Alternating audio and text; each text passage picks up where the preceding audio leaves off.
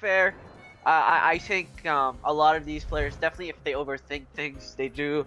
I would say I wouldn't say necessarily that they miss obvious plays, but more so they overlook obvious plays just to they being like, oh, this player's gonna do this Mm-hmm. thing, and it does result in making it seem like you didn't notice it, but in reality, usually these players pretty much see what the most likely the enemy is going to play, and that's why it seems a bit weird when they don't do the thing you expect. I mean, hindsight is in fact 2020. None of these players can see the future. Mm-hmm. So it really does come down to being able to trust yourself, making the right decision, Exactly. and also being able to outplay.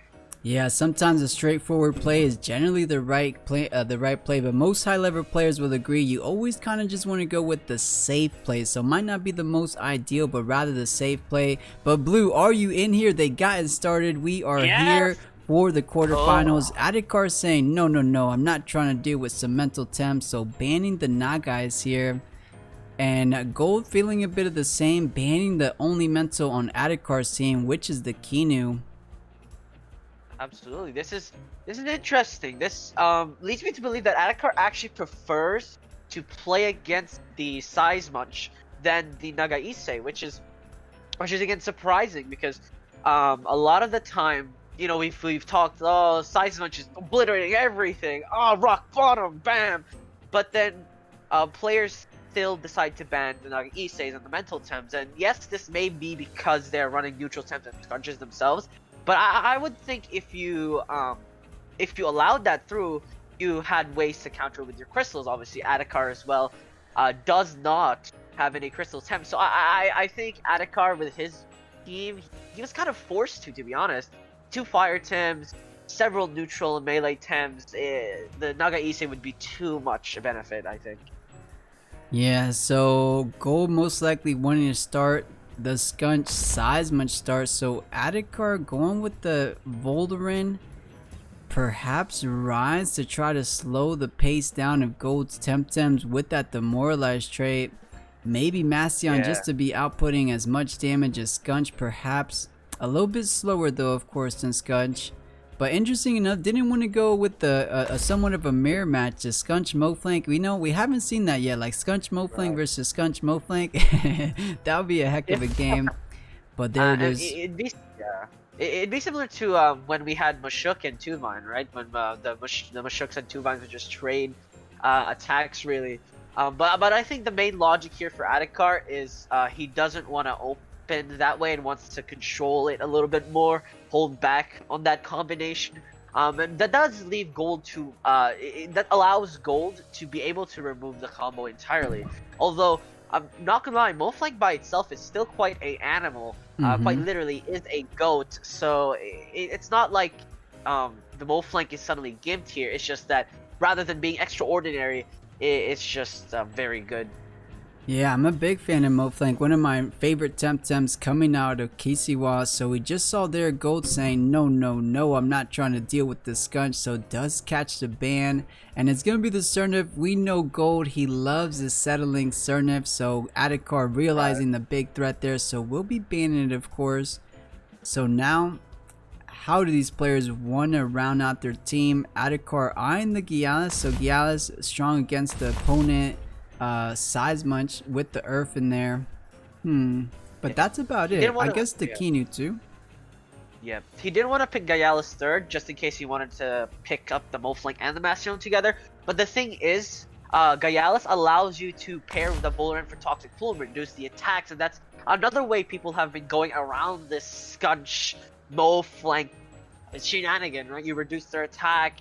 Sernif as well, you reduce their attack. It's a very good way to use it. So Adikar picks it up just in case he needs to back pocket that. Of course, as a third pick, that would leave him open to being countered immediately by a Mastion, and suddenly you can't juggle your options. But in the end, still decides to go straight back to that Gyalis, and it's not like Gyalis is a bad Tem. In fact, and being in everybody's teams again is quite insane. Yeah, so funny how it meta shaping out a bit.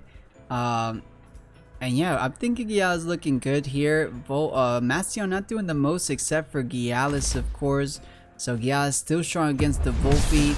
but we're gonna see how everything is playing out. This is a best of 3 series, so a little bit different than the Swiss round, so these players get a bit of a chance to adapt to each other's playstyles to find the biggest problematic Temtem.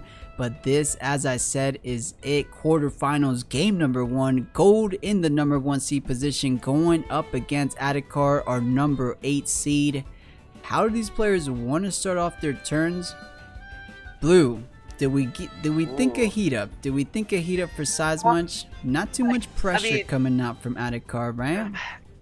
Yeah, so Adikar, his opening play was to prevent that Size Munch second turn rock bottom, right? I will call it rock bottom for now. Size Munch Wreck doesn't just feel as pompous. But anyways, like again, he put in that rise to put them in to put Golld in a position where there is a potential chance that if Size Munch heats up here, he will get punished, and in the second round, Adikar will be able to double up on the Size Munch before that priority hits. So if anything here, I think Adikar, the plan is to swap out the rise for a Gyalis into that hook kick, into Hyperkinetic Strike, and just obliterate the Size Munch before he even gets the chance to move. And as we all know, Gyalis is literally the fastest Tem in the game. So again, this is all up to how Golld wants to retaliate. Size Munch Wreck, it's devastating, but if you're a speed down, that is incredibly risky to perform, and we'll see what he decides to do here. Feather Gatling gonna be thrown out. Embers will trade, but only half damages. Bear in mind, Size Munch is Earth. Perfect Jab is tossed, so that leaves you to leave. Perhaps an uppercut comes in.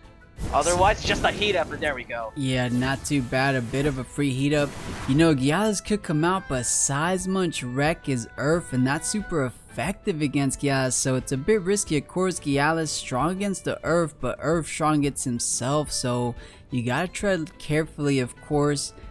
Since it is a 3 prio with Scunch being right next to him, Scunch being a melee Temtem, so you do get that melee synergy, making it a 3 prio move. But as you said, Blue, the speed is down 1, so a -1 speed, 33% reduction, of course. 3 prio, maybe still a bit slower than the anaerobic Volderin with that +1 speed. I am a little bit genuinely surprised Adikar didn't decide to swap in a Mole Flanker Gyalis here to just outspeed the Size Munch, right? I think that was the purpose of the speed down, was that you had that outspeed potential, but now he allows Rock Bottom. There's not enough damage on this Volderin. I'm fairly confident it's not going to be enough. Fire Tornado is not a high enough priority, and Rise is pretty slow in general. So again, he's a bit rolling the dice here and how much damage he's actually able to emit before a Grand Slam just obliterates his board. And that is what Golld intends to do. This is the kind of opening, again, reminiscent to those Gyalis openings where you do not play it properly, you will be facing some issues.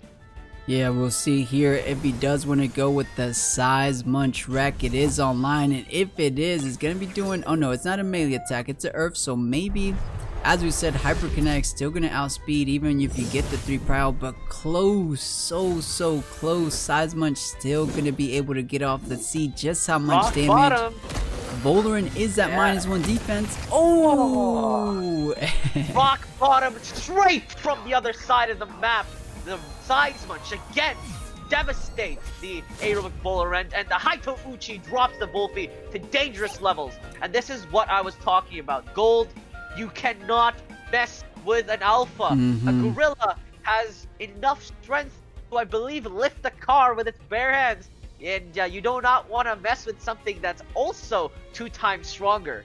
So yeah, I mean, beautiful play from Golld. Knowing Volderin's at -1 defense, so Size Munch with that +2 attack taking it down, and Adikar doing a very good play. The team elusive keeping it safe from the AoE attack, but Golld saying that's about the only thing that lives from Size Munch. So let's go ahead and throw a Haito Uchi onto that Wolfie slot, taking it all the way over 85% damage. Wolfie cannot take even a P-jab right now from Scunch, or else is dropping down.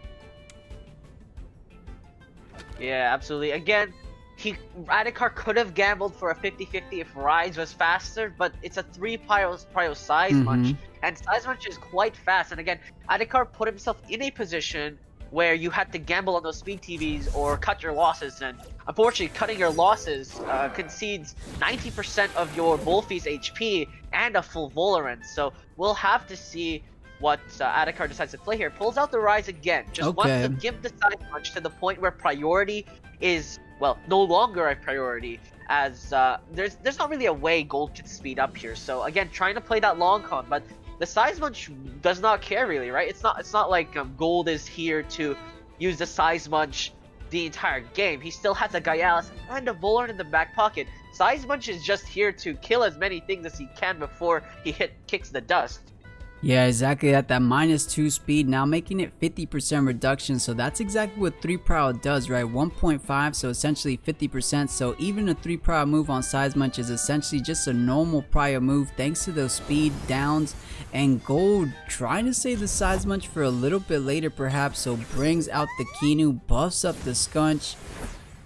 Ooh, interesting choice there, just defending the Scunch from Plague, which is very successful, does less damage than you would have expected. Handcuffs does limit the Scunch's mobility, really wants to pick it off, but the Ninjutsu actually strikes, and you can already see the speed difference there, but the Wolfie's already picked off, and Adikar will be playing from a 2-tem disadvantage. However, will have the speed advantage, and that is his objective. Fire Flame does some decent damage out to Kinu, but with 3 tems standing, I'm not sure he has the momentum to eliminate a Gaialis and a Volarn in the back pocket that still remains. Yeah, so Scunch is trapped. Fortunately though for Adikar, Scunch is running out of stamina, so we'll have to overexert to get off anything here. So not too threatening, the Scunch is at the current state. So Gaialis looking pretty solid, doesn't have a lot of pressure himself though. You know, no crystal moves are online, that would be doing neutral damage to the Scunch. Only the melee, and that's half damage to the Scunch, half damage to the Kinu. So Gaialis not the most threatening Temtem, staring down Golld's team. Yeah, this is a bit of a problem here for Adikar again. Your stamina management as well is into question here. Does he have a sweatband on Gaialis? If so, will that be enough to continue onto his streak? I believe sweatband has not been revealed yet, so that is still possible for the side of Adikar. And if that is the case, he will have a lot of damage to work with. Again, just the sustainability of this play is a bit questionable. So Kinu will be swapped out here. For the Size Munch again, just either going to be sacked or another wreck will be on the table if he's not careful. Double Gash will punish the Size Munch's entry, but it already does its purpose. Blows a little bit of stamina from the Gaialis already. Ember's going to connect as well on the Scunch. It's trapped, so unfortunately, all the Scunch should do here is sit pretty wait. Yeah, I think that was a really good play from Golld. Just saying Size Munch not going to be doing a whole lot, just chilling at 8%. So let's go ahead sack it here. That way I can get another Kinu buff when I bring it into play, which I think that's what Golld has in mind. It's a bit risky. Of course, he wants to get that Revitalize on the Scunch, but with Gaialis now having a Crystal Bite, yeah, Kinu most likely not going to be hitting the board, so Volarn is going to be coming out instead. Yeah, and a Sweatband is in fact what the Gaialis has equipped on Adikar's side, so we'll see how much it can do to its advantage. Rise, most likely a swap out here just to make sure you keep that Demoralize drop going, but it's just rough, because we know this Volarn is most likely aerobic from the side of Golld, unless I'm wrong there. So the damage output is still so brutal. Like, I feel like if Golld really wanted to, he would throw all his eggs into the Gaialis basket and see if it shatters in half. Because, again, that's really the stronghold per se for Adikar here. It's most damage output aside from Moflank, which is again still dealt with by that Kinu later eventually if he wanted to. So the Gaialis has to live strong, live long here, or there will be some damage issues. Yeah, and nothing, you know, looking back and forth at these teams, nothing is doing effective damage into each other. The melee attacks coming out from Scunch is not effective. That's just neutral damage onto Gaialis, of course. You know, the Feather Gallon, Noxious Bombs, everything right now, it looks like it's just neutral damage all around. So it could be a bit dragged out, but I mean, Scunch is just a heavy hitter, so I don't think Ninjutsu's back online just yet. Of course, the stamina is running low as we mentioned, so we could just be getting a good Haida Uchi. The Savage Suplex also online, which is a heavy neutral technique with the stab bonus, of course. So let's go ahead and see what Golld is feeling. I think you do want to take care of Kialis first, since Raisin's the biggest threat. Adikar's plan is definitely to use the Rise as much as possible with the speed control, and also to control the Gaialis down the line for Golld, because it does do fire damage against the Gaialis.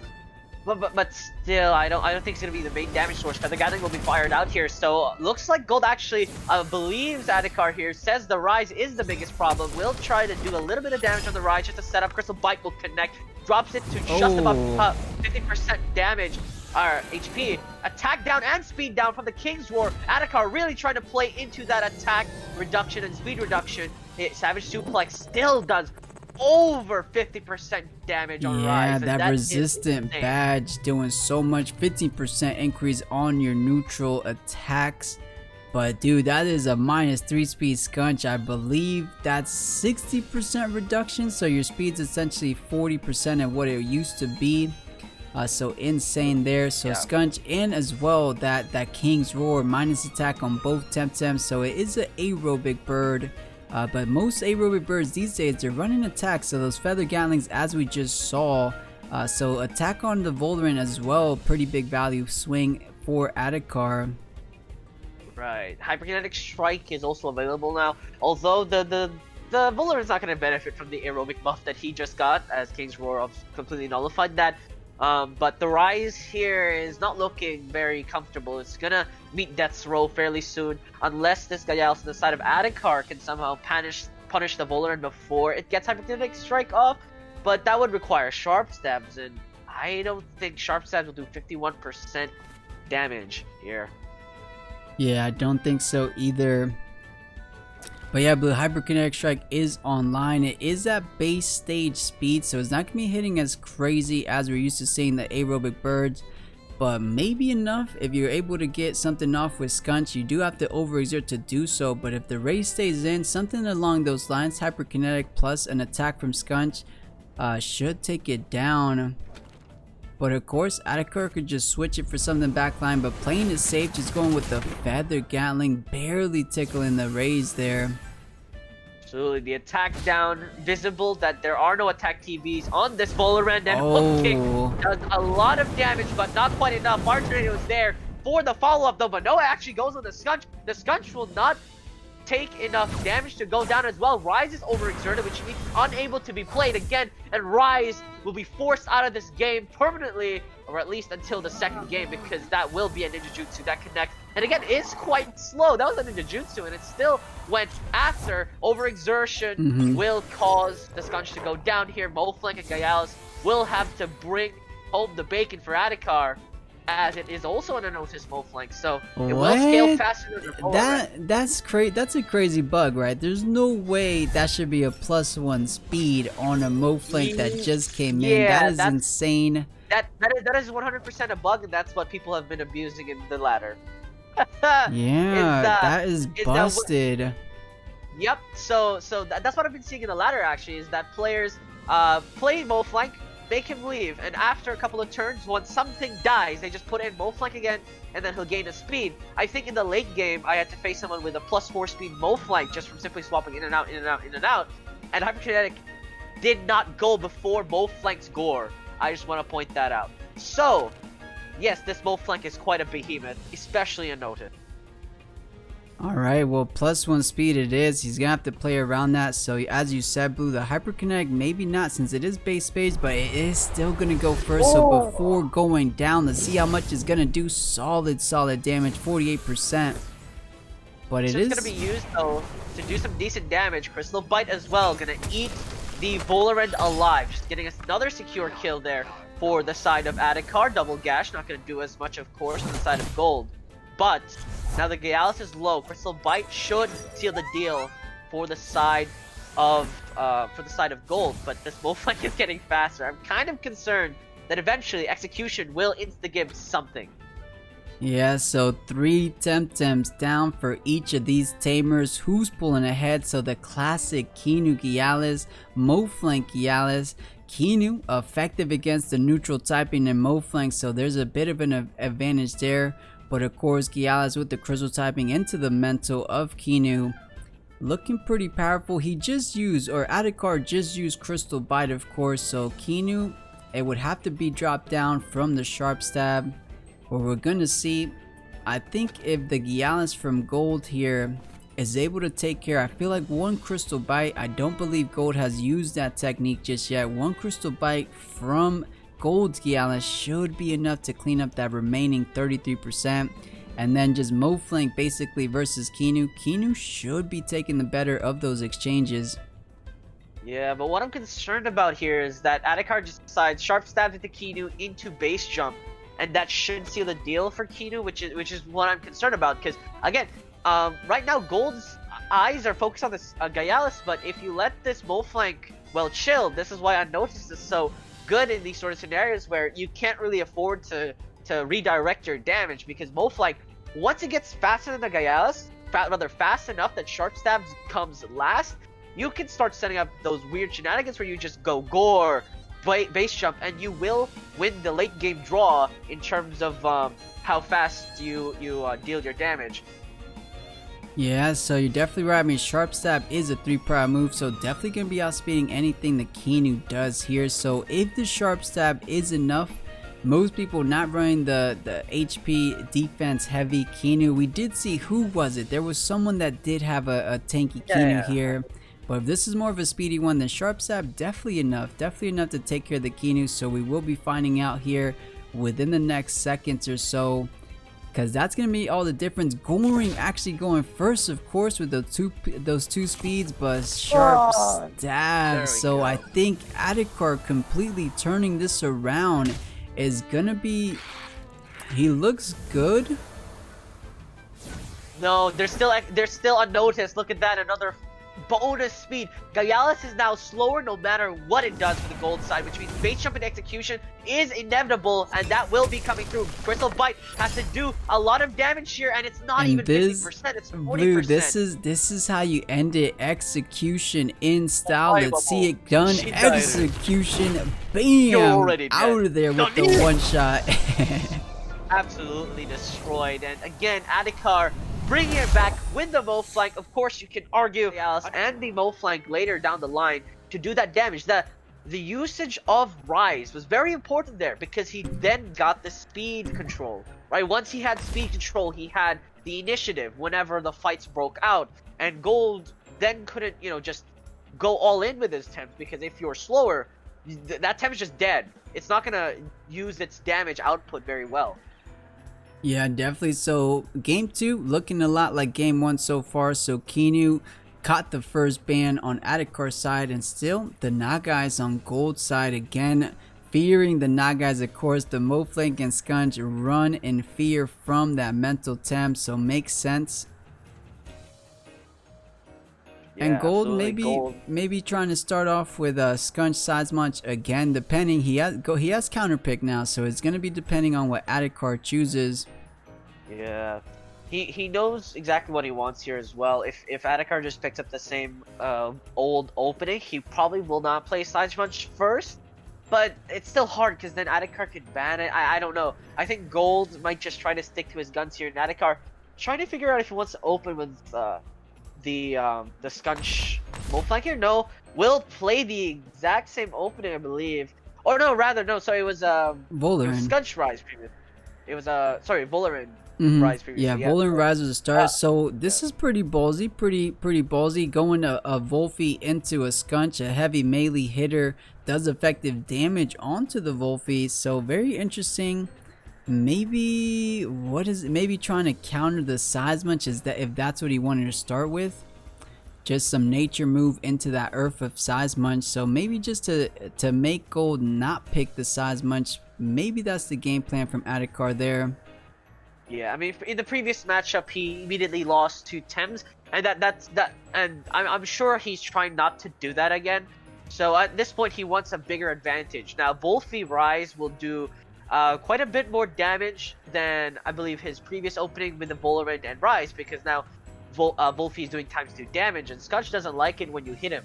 as we have seen from the mental temps, right? He doesn't like it when you do ×2 damage. It's just way too devastating, especially since a lot of these gunches don't seem to have enough HP or defensive stats-wise. But no, Gunch will still be picked up. Golld is not afraid of no ghost. Yeah, maybe double, maybe, I didn't see any uppercuts in the previous game, so maybe something like double uppercuts for Go doing the heat up play. So maybe just trying to go straight off with some offensive pressure onto Wolfie there before it's able to bring down the Seismunch. So maybe that's the game plan, because that's still a really brave play. That's exactly what Adikar was preparing for. Yep, exactly. And we already know the 3 abilities in the Rise's kit. It has Embers, Fire Flame, and King's Roar. Now, assuming that it probably doesn't have normal Roar, it has Fire Tornado as the end piece, of course.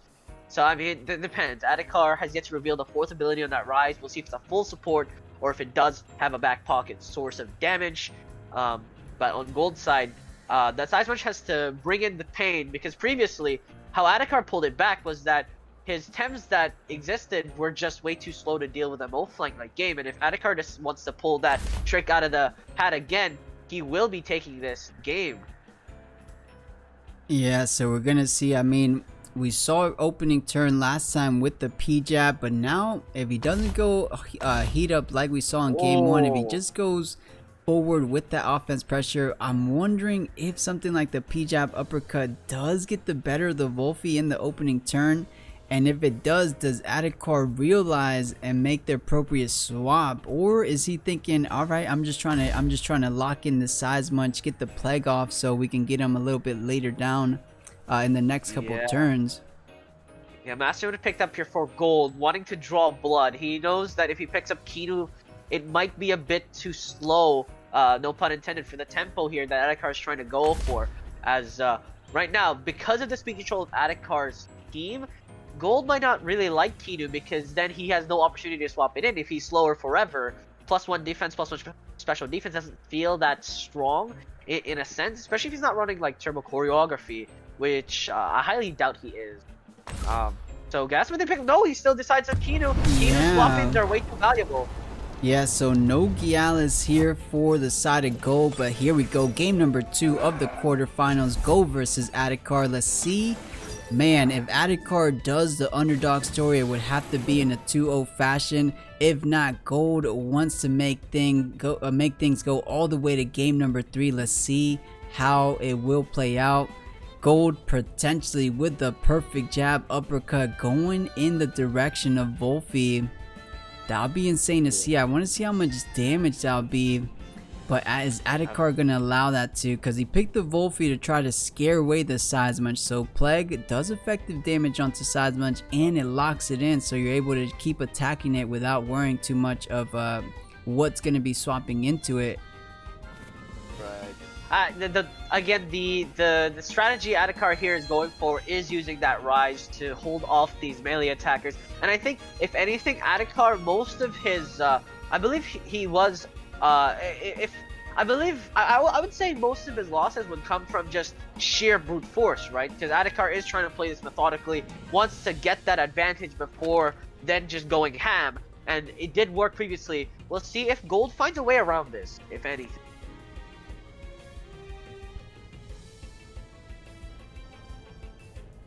Yeah, I think this would be a turn where you don't go with the heat up here. We've seen it every time. Every Seismunch opening turn always went for the heat up, but Wolfie staying in a huge damage. That's what Wolfie does to the Seismunch. That's why he was trying to scare it away. But let's take a look. Oh, almost with the double up there. No way. So P-Jab number 1. Oh, uppercut is definitely gonna kill. There we go. So Wolfie knocking dead. So Adikar not seeing that one come. But Seismunch, it did come at a huge expense, over 85% or 84%. I mean, now the question is if Seismunch still has Seismunch Rec available, right? Because if that is the case, then he will obliterate HP pools of the Vulnerant and the Rise, and the Ninja Jutsu is still faster, I believe, at this point than Adikar's Tems. So you can't underestimate that potential there that may come out. Yeah, I don't think I think Ninjutsu online for the next turn, but Feather Gatling Oh, does Feather Gatling. aerobic. Oh, Seismic Direct. That is the value of the Rays demoralized. So even the 3 prio not outspeeding the max speed Voldrin there. Insane stuff. So no rock bottom as you said, Blue. Absolutely. Savage Suplex will punish the Voldrin, but not as much. Now King's Roar is also available, which deters Golld from playing any attack-based Tems. But take a look at his team. They're all attack-based. His damage is just full-on savage. So Rise, I mean, he's ready to roar their damage straight out the building. Because right now, I mean, Voldrin can be swapped in, Inu can be swapped, but again, King's Roar is available here. Seismic doesn't like that, and it really does come down to if Ninjutsu is faster than King's Roar. Probably will, but I don't think he's gonna do enough damage. So Voldrin has to come in here. He doesn't want his Mastion to take the attack down, nor the Kinu. Well, the Kinu may have been okay, but then you lose that sort of damage source. So it's just the struggle here for Golld, because the speed game is just not in his advantage. Yeah, very true. So yeah, Adikar with the +1 speed on the aerobic Voldrin. Hyperkinetic Strike is online. That's going to be doing heavy damage onto any Temtem from Golld, but most likely trying to gun down the Scunch. I feel if you take away the Scunch, there's not too much damage potential besides, of course, the Mastion. That's going to be a big boy to try to take down. So it's going to be interesting. Yeah. This is... Yeah, the potential here on the side of Adikar is still quite a lot. So Golld gonna bite here, gonna make Kinu take the King's Roar to the face. That was the option. Defense and special defense race as well. Hyperkinetic Strike gonna get thrown out here, so Kinu will be taking that to the face instead of the Scunch, which is a perfectly reasonable option there. Aerobic Voldrin gonna or special defense stats, but the Gatling gonna get thrown out before the Rise gets a King's Roar off, or an Ember, or a Fire Cliff. So we'll see what it decides to do. Will it Fire Tornado actually used on the Rise and will burn the Kinu? Will this kill? This is a big kill, and it will take the Kinu's life. Adikar reads it well, and the Scunch. Yeah, just in case the Scunch stayed in, doubled into that spot. Kinu was a good one. Kinu was a good read to eat up that hyperkinetic, but the Fire Tornado coming out at the very end, cleaning up the Kinu. So well done for Adikar. No more protector buffs coming out for the remainder of these turns. Potentially the last game if Adikar keeps this up. But 2 Temtems down for Golld. Essentially almost 2 Temtems down for Adikar. Pretty even. Let's see who's going to be pulling a bit ahead. Let's take a look. I mean, we got the hyperkinetic from Adikar this previous turn, so that's not online. He's still the fastest Tem on the board though at +2 speed. No, of course, I mean, but Golld, if he does want to go with Hyperkinetic Strike, that's still a bit value for Adikar, because you're doing a Hyperkinetic Strike just to tick away 2% damage, so at least you take that away. So I think Voldrin might be staying in here unless you want to try to find a good opening to bring it in safe, get Hyperkinetic Strike back online, and then go out with a final big boy hoorah Hyperkinetic Strike. That might be a solid game plan, so I wouldn't be too surprised either way. If you pull it out, save it for later, or if you just want to go out, I guess with the Feather Gatling. No, I think you do retreat it here. I mean, the best part about this for Adikar is that he doesn't actually have to kill the Mastion. If he just keeps King's Roaring it until it no longer does any legible damage, then you don't really have to worry about it, right? It's not like Mastion can heat itself up, unlike a Seismic or anything like that. So it's not the biggest deal in the universe. It is going to be a bit concerning when that Gyalis enters the battlefield, but if Adikar manages to do enough damage that the Mastion's the last one standing against like a Moflank or something, that's still a pretty decent shot there. And again, I would give Adikar the advantage. Again, Scunch in the back pocket is slow, and although Ninjutsu does compensate for it a little bit, the speed down is quite massive. And again, King's Roar is up right now. So if Adikar really wanted to, he could slow down and reduce the attack of this Mastion. Put Golld back to square one in terms of initiative. Yeah, and no matter what Golld switches into, it still value everything remaining on Golld's side are all physical damage here. So King's Roar, a huge value swing going in the way of Adikar. I think you're exactly right though, but I feel like that's the best line to play for him. Now for Golld's side, I think he's thinking about, he doesn't want a hyperkinetic strike, but it is the only thing that's going to be outspeeding the opposing Voldaren. So if he doesn't want it to get off a final attack, maybe he still has to do it. Yeah, I think he's considering hyperkineticing the Rise actually, just for that raw damage, because he can't afford to let it just sit here and chill. I mean, I think it's weighing the options, because King's Roar is inevitable. There's no way Golld does enough damage that King's Roar does not go off. And that is the problem he's facing. Is he can't stop Bastion from reducing his attack, so I think he's just planning out what kind of stamina he wants to lose versus how much HP he wants to lose versus how much utility he wants to lose here. And I mean, I don't want to be in this position trying to figure all of this out in my head. Feather Gatling gonna get thrown out here for the side of Adikar. Does not have hyperkinetic strike, so it looks like Golld does hold onto his hyperkinetic strike here. Overexertion from the Voldaren here just puts that low flank position in, perhaps. Blizzard gonna get thrown out here for the wait, he bird. is, right? Yeah. Man, I wish someone would have down told me. I wish someone would have told me. I would have definitely banned it from the tourney, guys. We ended up banning Willpower Drain from last week's tournament. I wish I was informed, guys. I do apologize. It's really unfortunate that it does go down like this, but yeah, I mean, he brings in the Mo flank, get a +1 on the speed. Yeah, if Adikar wants to, he can put in the Mo flank. It's not even like it's not a bad play. In fact, it's literally the best play in this position, because then you are now faster than Bastion, and you will eventually become faster than Voldaren if you are not tested. So again, it's literally the best play here. Golld will still have to find a way to figure around it. Yeah, I mean, Giaz doesn't want to be in here because the embers from Bastion staring him down, so it's honestly the only option to bring in Moflank. We just gotta reach out to Crow and make it known that they gotta fix a little something.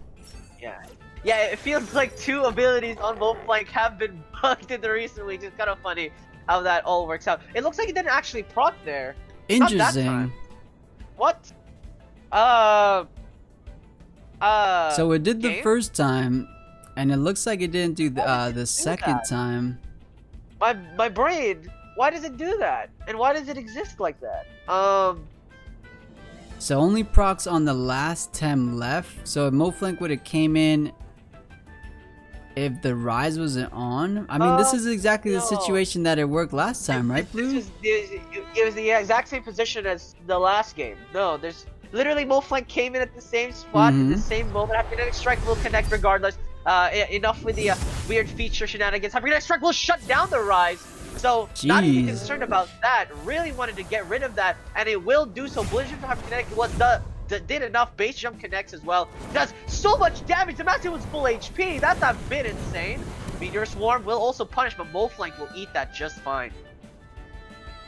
Yeah, not too bad. So the Gial is in the back line. We just saw how much base jump did, so a gold ring for sure. Oh wait, no, was it a gold ring, Blue? I was reading chat. I apologize.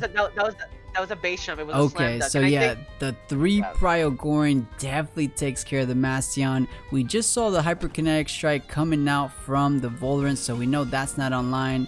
So with the amount of stamina that the Voldaren has, he does have to overexert to get something out. We saw he runs Blizzard, so perhaps maybe something like that.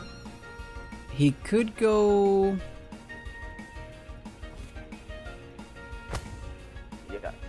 Goring does connect onto the Master, gets another pickoff, and Goring does so much damage. It's actually disgusting. Double Gash will also apply onto the Voldaren. Hyperkinetic Strike is available now for Golld. Scunch is also in the back, but again, the speed slow is gonna hurt here down the line because Unnoticed will start raising stats.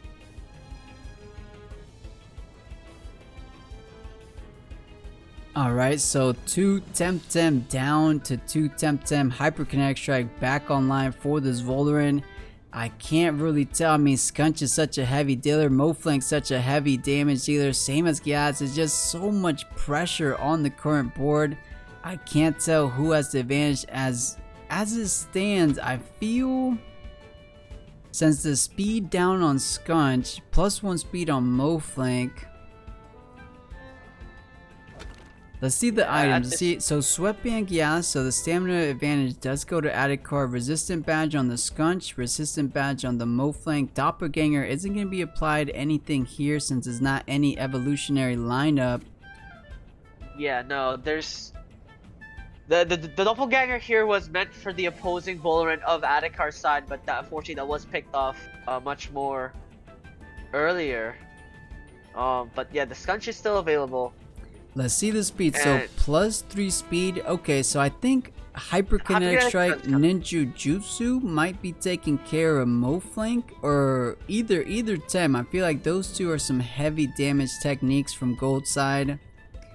But what can Adikar do? We haven't seen a sharp stab. He did the goring a turn ago, so it's back online. That is a 3 prior move, so I think a goring and a sharp stab might be ending the Valorant. Oh, but it's +1 defense. This is so close, already so used close to Goring. call. I believe he already used Goring, if I'm not wrong. So, base jump, most likely execution is also available. This is what I'm scared of. You can sharp sense it to execution, and that should kill something. But Golld's #1 priority here is probably killing the Moflank first. I'm not gonna lie, it is just way too tanky. And Gayalis will not do enough damage to the Scunch, at least at this point, to remove it from the fight. And Moflank doing full neutral damage at all times, as well as being tankier, is a bigger threat. And like in terms of average damage, Moflank does do more. So I'm probably gonna go for that. I'm gonna strike and get thrown out here. Will be focusing on the Moflank. We'll see if it kills. And it kills. Yo, Moflank doesn't even get the chance. the aerobic Valorant too strong, taking him out with one shot. I did not expect that. So Golld, I think, is gonna be solidifying the victory. Over 50% damage on the Gyalas. Insane stuff. The bite will be thrown out here on the Scunch. Adikar did not expect that Valorant to one-shot the Moflank. I mean, to be fair, the Moflank got his opportunity last game, and the Valorant says it's my turn to show off what I can do. And now Adikar stuck with 1 temp. Perfect jab still available. Savage suplex is still open, and we still have that blizzard. So right now, Golld at an extreme advantage. Hook kick has to be faster, but the question is, can he kill the Scunch with that hit? With Hyperkinetic still in the back pocket, can he afford to focus the Scunch?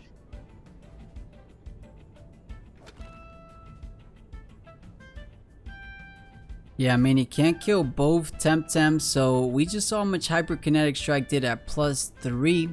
So if Golld just rests with the Valorant here, yeah, Scunch doesn't die, so Savage Suplex, I think, is actually enough. Yeah, Savage Suplex with the Brawny, with the stab bonus, just too strong. And the Resistant Badge, of course. That's why it just does so much damage. It's just just stacks on top, stacks on top. Alright, Blue, looks like they're getting started here. So this is it. Game number 3 of our quarterfinals. Only one player will advance to the semis here for the monthly tournament.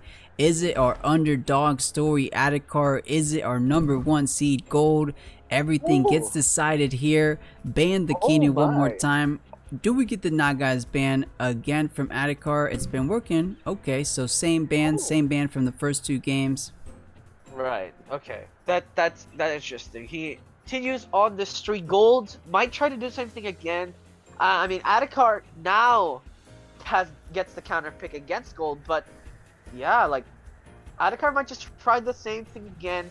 Rise opening is, I think, definitely Adikar's strongest point right now. It's what's driving him to get closer in these matches, is the fact that the Rise is able to shut down this such opening, right? It's basically telling Golld, if you do this again, I will slow you down, and there's nothing you can do about it. Turbo choreography is gone. I mean, who is running that nowadays? No Grandpa, no Wimplum, no service. Yeah, it's definitely. And yeah, Ray's definitely paying dividends for the side of Adikar, so I wouldn't blame him to pick it up again. It looks like it's a favorite of his. Definitely when opening for sure, so it might be looking at that again, but I don't think he's looking at the Wolfie again. It does depend. Adikar does have counter pick here, so let's go ahead and let Golld decide what he wants to open with, and we'll go ahead and try to get a counter there. That's what Adikar is thinking there. I mean, if I'm being honest, Adikar's opening of Rise Tournament was perfectly fine, but yeah, Golld does not care. He says, "You want to bring it? I'll bring the pain." Golld is not afraid. He's won one game of this opening and lost one game of this opening. So technically, it's a 50-50% win rate, a coin flip if you want to say. Adikar, I think he might go for the same Bullrun and Rise. And the reason why I want to say this, and yes, he lost them immediately, but that was because he decided to keep in the Rise rather than swapping in someone like a Moflank or someone like a Gaialis, or just in general something that had really fast attack moves, right? Just so you could outspeed the Size Munch, so that when you hyperkinetic into some sort of extra attack, you will kill the Size Munch. And now Golld has to be concerned about that, because now Adikar, he's definitely gonna prepare for this game. It's not gonna be a repeat of game 1 where he loses both temps, so it might be a bigger disaster for Golld. But funnily enough, Adikar still won that first game, so maybe trying to change history might affect him here for Adikar, but you never know. You really never know. Yeah, this is essentially the exact same opener from game 1. So I believe, if we remember right, it was just a Feather Gatling Embers onto Size Munch. Size Munch did go with the heat up that play. But yeah, funny enough, Adikar started, it looked rough at the beginning because Size Munch got that OTK onto Volrin there with that -1 defense, of course, from the P-Jab Scunch. So we'll see if it plays out somewhat similar, but the information has already been given to these players. They know how those turns are going to play out. So of course, I'm expecting a little bit of changes from that first game we saw here in the quarterfinals. I'm interested in what changes are we, you know, it's again a bit of a free heat up one more time on the side of Golld, because there's not too much damage potential. The Feather Gatling, the Embers, that barely took him down to like the 80-70% health remaining. So I'm interested for sure. Maybe not going to go with the heat up. It ended up working against the Wolfie, but this is a different opener, so we're going to have to wait and see. Oh. Adikar might try for the same thing. We'll see. Game 3, Golld versus Adikar, top seed versus the wild card. We'll see if Adikar can continue on in the bracket matches from 8th place.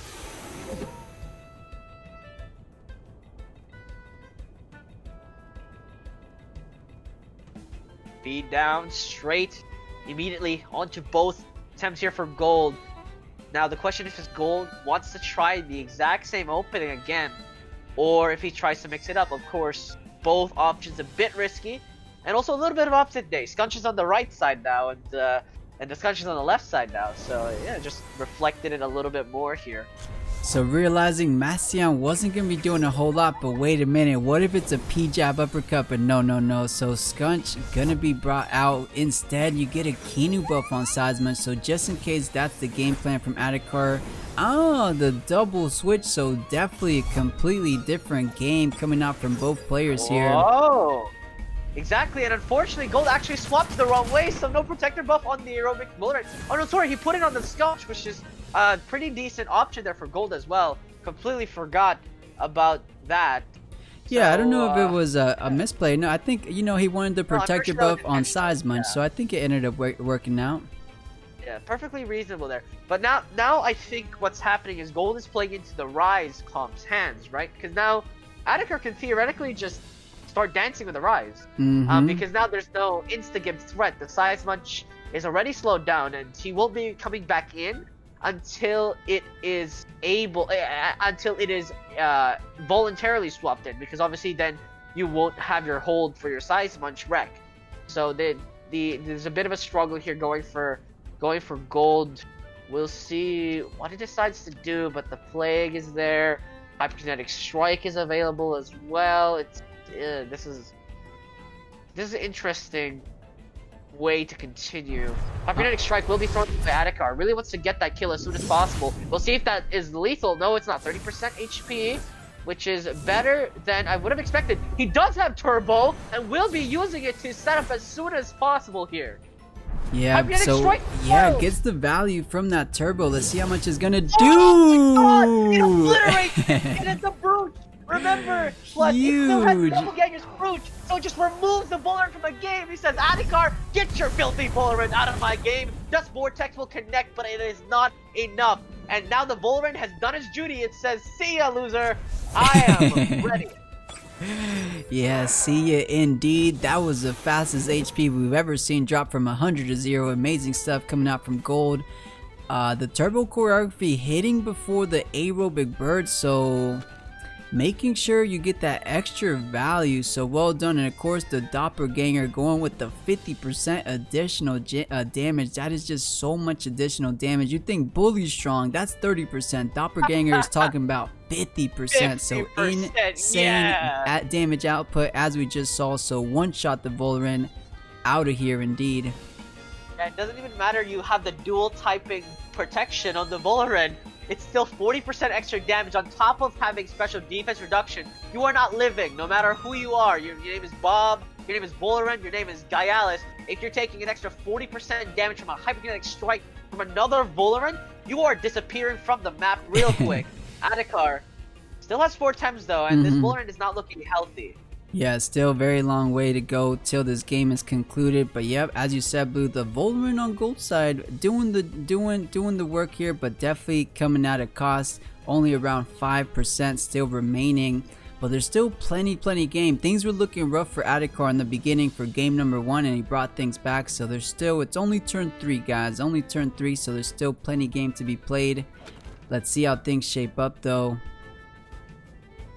Yeah, the couple of options for Golld. Quite a lot of options actually. He could attempt to swap in the side switch again, but that'll probably be into a plague. Masio could also be swapped in. Rice still doesn't have King's War, bear in mind. It was forced in. It was not, it did not come in by its own volition. So looks like Keenan will be swapped out here for the Scunch just to try and set up something here. Maybe Voldaren is going to be staying in. Adikar's Rise is actually going to go out first. So if anything, it looks like this Voldaren will be staying in. Gyalis is going to be swapped in. Plague will shut down that Voldaren for sure. Just trying to blow as much stamina as possible on the opposing side here. Golld will take his leave. I mean, he got his objective. He built his Voldaren to shut down other Voldarens, and it did its job. So yeah, definitely. I think that was fine. Everything in the back line would have taken some decent damage from the Plague. So just let it, you know, Voldaren was good as dead. He did his job, as we said. So yep, choosing to sack it there. So what is coming out? Are we going to see the size munch? I mean, with the hook kick available. Oh, no, Gyaz just came out, so hook kick not out just yet. But it does pressure down the Wolfie. But nope, getting another Kinu buff. This one's going to be on his other carry, the Scunch here. Exactly, and probably is Golld couldn't put in the size munch because then he wouldn't have size munch wreck, and he would open himself to getting rised again. And again, that's not what Golld really wants here, especially since well, Scunch is still sped down, and Rise being swapped in here would actually be terrifying. Gyalis will be okay with taking a Savage Suplex, I dare say. Wolfie probably not gonna like getting high toads. It really does depend on what Adikar decides to sack here, because there is quite a few devastating options here for Golld. Might just Savage Suplex the Gyalis and then swap in maybe the Mastion. That's probably a straightforward play here as well. Yeah, I could definitely agree with that. I feel like that's a solid lineup play for Golld. Savage Suplex Gyalis for sure. I mean, if you go into Wolfie, which might become a raise there, not too bad, not too bad. Get down the raise, of course. But yeah, I can agree with that. I feel like a Savage Suplex. We saw how much it did. I believe it was over 50% damage. And wasn't the Scunch at -1 attack from the King's War?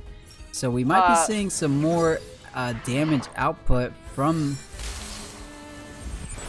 the Scunch here. So Bush will be played. It is in fact faster than the Scunch here. Crystal Bite will connect with the Mastion, which will be eaten kindly. Haito Uchi will be blocked by Wolfie, and it is faster. And you can already see the -1 speed bearing fruit in terms of punishment. Yeah, so really good read for Adikar using that 3 prio bush to outspeed everything on the current board. And Golld just wanted to gun down the Wolfie, trying to Haito Uchi. So not even thinking about the Gyalis so far. It's going to be met with that Bamboozle, keeping the Wolfie safe. So well done for Adikar, mitigating all that damage. Haito Uchi, I think we saw it did literally 80% damage or so on her Wolfie. So insane damage protected from Adikar's Tem there. So well done for him. But now, oh, pressure on both sides. Wait a minute. Wolfie with the Does Vortex. Golld with those heavy embers on Gyalis. A double up from both of these Tems. The Scunch and the Mastion will bring down the Gyalis. So that is something these tamers are thinking about. Unless, of course, Gyalis becomes a raise which is looking not too bad. I feel like that's a solid line of play since Mastion's on the board.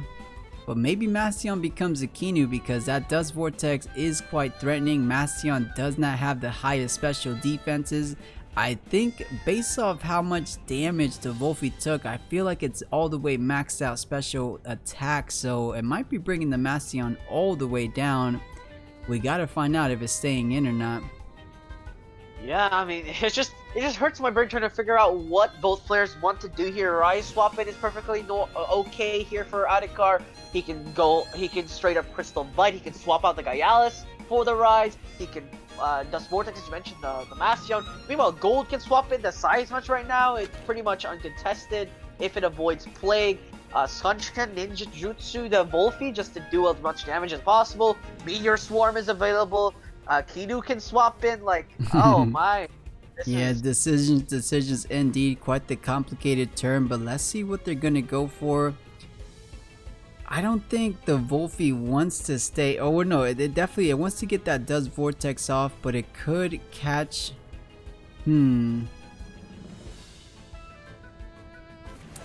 Alright, so Mastion feeling too pressured from that dust. Okay, so it does become a Kinu as we were saying earlier. So +2/+2 onto the Skunch there, looking pretty solid. Next really thought that was gonna be a Bastion. Dust Vortex connects as well, and Kinu will be eating that. I mean, you wouldn't call Kinu the tankiest Tem in the universe, but Savage Suplex will prove that Wolfie is a squishy Tem there. And Wolfie now dropping to 18% HP. The Bush is gonna save it a little bit, but very little compensation there. The Wolfie did not do its damage, and neither did Gaialis. The Kinu decided to eat everything. Now Wolfie can no longer punish a Master and swap back in, right? Yeah, I think that's exactly right. So Dust Vortex offline, so Mastion free to come. You know, Adikar gunning down the Kinu last turn with the Crystal Bite, so Mastion eat those for breakfast. Maybe trying to go after the Skunch this time, just to do some damage, but that +2 defense coming out from those 2 protector buffs will be keeping it relatively healthy in comparison if it did not have those, of course. I think things are starting to swing a little bit in Golld's favor, but it's still a bit too early to call. Absolutely. Flux will get swapped out here. Size Munch will come back in. Kinu has already done his job, and Size Munch knows he's completely free here. Crystal Bite is the only threat from the side of the Gaialis. Rise will come back in, and this is the prediction Adikar prepared for. Double Gash will connect, but Size Munch will take that just fine. Perfect Jab connects on the Rise as well. And now this is the scariest rock bottom you can ever ask for. Both Gaialis and Rise will disappear from the planet if it connects. Yeah, definitely, but keep in mind, we don't have a heat up Size Munch. It's not a heat up, so not exactly as crazy as we've seen before. But yeah, Melee's online, but that's a -2 speed, so essentially 3 prio does not exist. It's just going to be going at normal prio speeds here. But still, you are right, Blue, that's effective damage onto the Gaialis, effective damage onto the Rays. All the pressure is on Adikar's side. He does have a solid hook kick onto Size Munch, but Ninja Jutsu Size Munch Rex should be enough to clean up the Gaialis there. Yeah, the question I have now is King's Roar gonna come before Size Munch Rex? Because then that will probably save the Rise. So Gaialis does not want to stand in that heat. Moflank will be taking that instead if it does come out here, and the Rise will stay in. Actually, Ember's gonna connect, just trying to reduce the damage to 70%. Yeah, exactly. Just reducing the damage, but Rock Bottom's gonna get swung tossed here. Both bowlers gonna slap, dump the Rise, still destroyed. It does not care how much damage you reduce. What? I will destroy you. What? Wait a minute. That's not even a heated up Size Munch. Oh, perfect jab, perfect jab. Of course, the P jab from the previous turn, making that damage go all even further. So Rays completely eliminated from the game. So cool to see, and Moflank taking a big savage suplex from the Skunch. So well played so far from Golld. And yeah, we said it a bit earlier, but it was sensing a bit like Golld starting to run away with this game, so solidifying that a little bit more. Increasing the advantage as well, yeah, as you mentioned. Now, Mastion's still in the back pocket. If Wolfie dies, how does Moflank and Gaialis deal with a Mastion? He's just gonna eat those Tems alive if you're not careful. And notice hasn't procced once for Adikar. Savage Suplex dropped it from 100 to 21%, and it's King Kong and I mean Zamazenta on the field. Like, there's not really much you can do here as Adikar. He has to try and punish the sides run. Plague is now available, but Moflank also has the damage, so it's not the end of the world. Base jump is available. Goring is probably not. Oh no, sorry, Moflank was swapped in, so Goring is available.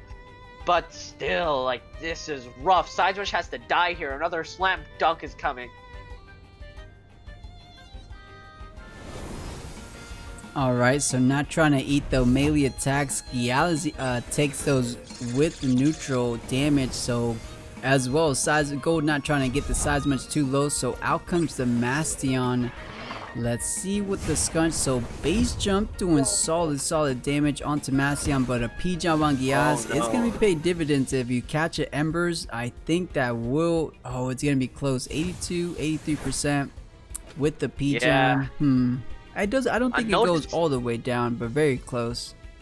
Yeah, Meteor Swarm is now available for the Mastion. It can decide to go all in like that. Hook kick will hook kick and another base jump is the question if the Mastion can even eat that. Scunch is currently overexerted, so it really does come down to that. Obviously, the Scunch can swap in for a Kinu. I wouldn't mind Golld taking that risk, because if Mastion survives, that's Gialis and Moflank probably dropping very low on Gialis, and Moflank definitely dead. Yeah, so the only thing, Meteor Storm is one prio, so for sure going last. So if Gialis with a hook kick, Moflank with just a base jump or any attack, takedown even with the Kinu buff, but no, I think he's buffing up this Scunch. That is a +3/+3. Golld saying no mental, no problem. Scunch is gonna be a huge problem.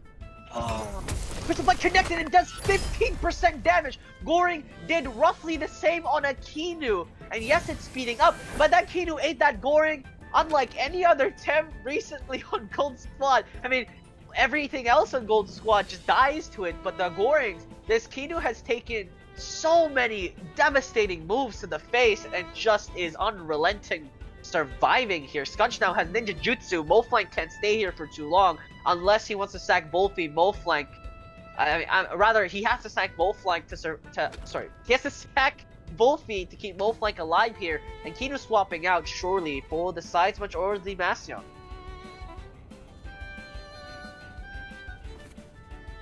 Yeah, I'm trying to think. So Moflank at +2 speed, Scunch at -2 speed. So yeah, Moflank definitely gonna be going first. So base jump connects, solid damage. Of course, the sharp sack being 3 prio, connecting before Kinu gets to do anything. So that secures the bag. But Moflank, just in case it was a Volphy as well, Hidouchi cleaning things up. So it's gonna be the Volphy, Gialis, Adikar side versus Mastion and the Scunch. But I believe there's still something in the back line, right? The size munch. It's the size munch. Yep, that is the problem right now. Size munch is slow, but he has +2 defense, +1 special defense. I think Golld's objective is to just kill the Volphy and end the game with a rock bottom. And again, there's really nothing Adikar can respond to that. Gialis is -1 defense. If Golld just wanted to Ninja Jutsu into the Volphy and kill it, that is a possibility, but it does have Bush, and that you have to take note of that. Bush available, I believe. So this Volphy might not be standing here. We'll have to see if Adikar could do anything about this situation. And it is not over. Gialis has so much stamina to work with that if he manages to stay long enough, or at least if Adikar manages to stay long enough for the Volphy, he will be taking this game, as Size Munch will not be able to stand that. Plague is thrown out here, trying to kill off the Mastion, but the Mastion currently only taking half damage from that Plague. Will trap it in, but I'm not sure that's the main objective. It's the hook kick to secure that kill in the Mastion. Now it's up to the Scunch here to kill the Volphy. We'll see if it gets it off. Perfect jab connects and it kills the Volphy. Just not enough HP. And I think we all know what we're waiting for here. Size Munch comes back in, and this is looking very, very juicy right now. Yeah, and the hook kick, the biggest melee attack from Gialis, no longer online, as he just used it to take down the Mastion, of course. So Size Munch feeling okay. That's a +2 defense Size Munch as well, so a double gash barely gonna take it down. So uppercut, let's see how much it's gonna do. Okay, bring it down about 40% remaining. So yeah, I do think blue size munch wreck Yeah. about to pop off for the last time. Let's see it. You gotta end it in style. Oh, the ninja juicy's taking the spotlight. This Skunch is like, no, my kill, as he picks up the gals right at the end there. Does not want the Sideman to get all the glory with a rock bottom. Says, nah, my kill. Yeah, well played. Congratulations. Weak against are also special attack, and he only has 40 special defense. It's sort of reminiscent to how Volcrane was sort of shoved out of the meta because his special defense is just way too low. He takes too much damage from the sort of the special damage temps. But of course, Magia making that work, and we'll see how it does against Golld here. Look at him, look at Golld hovering over the rotor. You guys wanted it. Golld might not be giving you guys the satisfaction, but sometimes you gotta do what you gotta do. So we'll ban the doorboards. He said, no, I'm not a fan of these mental temtems. I'm a size munch Skunch player. I can't deal with these mental tems. You can, but it's a bit tougher to do. So let's see Magia. Yeah, exactly. And now, why Magia's roller is doing so good is, again, its defense is insane. It's at 80 defense. Obviously, it's not a 2-line levels of defense, but being able to be neutral earth as well means that you have a lot of potential to do damage against other earth temps, or just, in fact, just a lot of neutral damage in general, right? You have Stone Ball is available, quite a bit of decent damage there. Goring is an ability Roller may use. Stampede is also in the back pocket. There's just a lot of moves that Roller can use potentially to do a lot of damage. The problem is, of course, the priority is a bit slower, on the slower side. But we'll see what Magia can bring to the table. Yeah, I mean, I'm already impressed that Magia making it so far into the semifinals with the rotor. That just tells you what caliber player Magia is on. He is insane, one of the better players around in the Temtem community currently. Starting off with a classic Magia start, the Yukama with the Ninja Shield, get that toxic synergy on the water cannon. Oh, Golld saying Lawali or Rotor, which one are we going? Which one are we going? If Golld bans the Roller, we're moving back. No, it really does depend. Again, Golld, if he thinks the Roller's a threat, is a ban. But if anything, I was gonna say Lawali or Nox Laud are probably the biggest threats here on Magia's side against Golld's team. Just because, as you all know, Narcoleptic Hit is a move on the side of that Toxolotl, so if you get hit by that with a Skunch, even though it's not stab, it's gonna do a lot of damage. Boulder is available for Magia, Mastion, and Mushuk as well. We'll see what he decides to do here. Golld still has that Cerny, still has that Naga Issei, and this is the biggest question mark I have. Is Naga Issei gonna be picked up? And the answer is yes. Golld picks it up as third pick, and this is scary. Yes, there's two toxic temps on the side of Magia, but when the turnover gets flipped, you have to be scared. Yeah, but you know, Rotor being a bit slow, maybe the turnover pays in his favor. I mean, Mastion also one of the slower Temtems in the game, so Magia, you have to pick the Rotor. You have to pick the. It might not be better against the Cernib. Mastion definitely better against Cernib. Yeah, absolutely. If I was looking at this objectively, Mastion would have definitely been better if Golld were to pick up Cerny, but Golld might actually pick up Mastion here. I'm not gonna lie. As there are a lot of toxic temps. Like I don't blame Golld if he decides to pick up Mastion instead. There's 3 toxic temps right now on the side of Magia. Cerny would struggle to go late game with its kit. Of course, it's good against Roller and Yukama, but that's about it. Yeah, definitely. I mean, Mastion looking good, especially once this Cernif is picked up. Of course, maybe Golld. Making things even. No, Golld's here to win it. He wants to pick up the Cernip. Effective damage into the Rotor, but you guys asked for it, we will deliver. So semi-finals matchup, it is Mr. Magia going head to head against the #1 seed Golld. Classic opening for Magia, Yukama Ninja Seal, and then solid aggressive opening as well coming out from Golld. So let's see how things are gonna work their way. You know, one thing's for certain, water cannons coming out. I'm thinking you go into Scunch just because you get the full toxic tick pressure, or you know, the full toxic tick value. Absolutely. The perfect jab into the double gash is available as well, or rather the other way around. So the Okama might be taking a lot of decent punishment here. Water cannon will be thrown out, as you mentioned.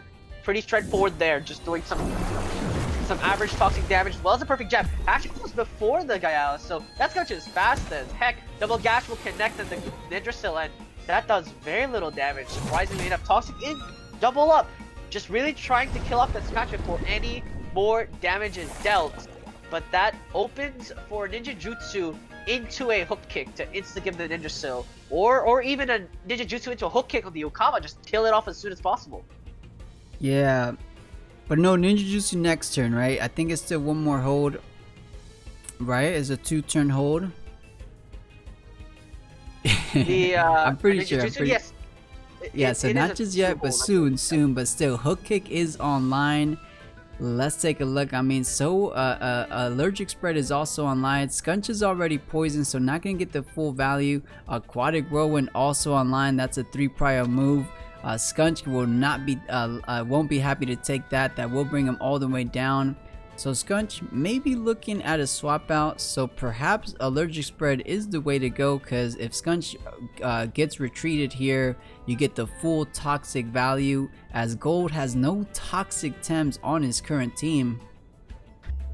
Yeah, absolutely. And Bowler was banned out straight out by Magia, so didn't even have the option to run that Bowler if he wanted to prevent these toxic shenanigans. But again, of course, just a lot of brutal damage. Gaialis is not a high damage temp for nothing. It will do a lot here. Mashuk, of course, very good way to deal with that with a Gaialis and the Scunch, in fact. So if you manage to swap into Mashuk correctly, you may just eat a full-fledged attack. Naga Issei, Kinu, and Sernif will be unable to do anything if Magia decides to survives with 3 toxic temps here.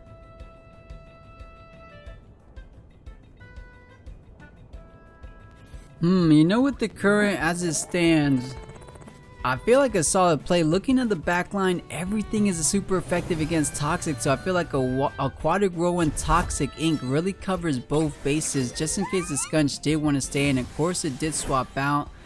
Oh, but the Ninjasil is going to be replaced by exactly what you said, Blue. So trying to eat a hook kick here with the parrier trait. Water cannon thrown out as well. Does not want to waste Aquatic Whirlwind just in case the swap in was going to occur. Crystal Bite actually thrown out here on the Mashuk. So Mashuk will eat that 27% damage even with a War Drum. So very, very good read there by Magia, allowing that Rolder to take that hit. Kinu now obviously is faced with a toxic temp. Funnily enough, it's the only toxic temp on Magia's team that can't really punish a Kinu entrant. So let me take a look here. What the heck does Roder have on his toolkit? I know it's not on the board, but I want to start prepping for it. Everything is slow. I believe he has Stone Ball. He does have access to Cage. He has Earthbreakers. Just trying to remember. Execution Stampede, I think, and then Bestial Shard somewhere. He does have access to the 3 prior Gorin too, so we'll keep eye on that. Oh, he does have access to Earthbreaker, but we don't get the synergize with the electric, of course. Still heavy damage. Yeah, interesting movesets. We'll see how Magia has been utilizing this Rotor, but it's not on the board, of course. We'll see it in a bit of if it is going to be used. So Yukama does get retreated. Nidrasil back out. So a Urusol most likely trying to go into the Gialis or perhaps whatever the Kinu swapping into. Yeah, so swap in here. Sorry, not Tentil. Pardon me. Naga Issei is gonna get swapped here. Urushio gonna connect on the Gaialis. Also only 3 ticks, which is useful. But now Gaialis moves last, which is surprising. Gold's choice there. But now Naga Issei has the option to Beta Burst, Psy Surge, and Naga Issei's Wrath later. Yeah, Psy Surge and Naga Issei. You know, I like Naga Issei too. These guys are telling me that sounds crazy, but Naga Issei sounds Spanish to me, so we'll go with that. So yeah, you know, Nidrasil also pretty slow, so Side Surge though with 1 prio should be going first here. That does one-shot the Mashuk. He has to be careful though because of the Toxic Ink that is going to be doing double damage onto Nagaise, so that is something to be looking out for. But at the same time, if Nidrasil stays in, a Crystal Bite coming from the Gialis will be taking down Nidrasil, so Golld with the potential to take down both of Matt Gia's Temtem. So potentially some switch out here, some swap outs happening on the side of Matt Gia, because I think he's Golld holding all the pressure. Yeah, absolutely. So Deceit Aura is going to play out here, but Mashuk will be leaving. Just ensure that you're not going to take that hit. So Noxalot will be swapped in. A very good choice here. Trance is very devastating against Nagaise, especially if it is unable to eliminate it as soon as possible. Protector buff gonna protect the Nagaise from any Toxic Ink, but March is gonna be thrown out. Very slow move, but very fast move in this case. Defense is raised against those attack-based Temps later. The Beta Burst gonna get thrown out on the Noxalotl slot, and it's not gonna do a lot. In fact, it's not gonna do as much as I expected at all. Yeah, not too much damage. Just solid neutral damage. A little over that 25% mark, of course.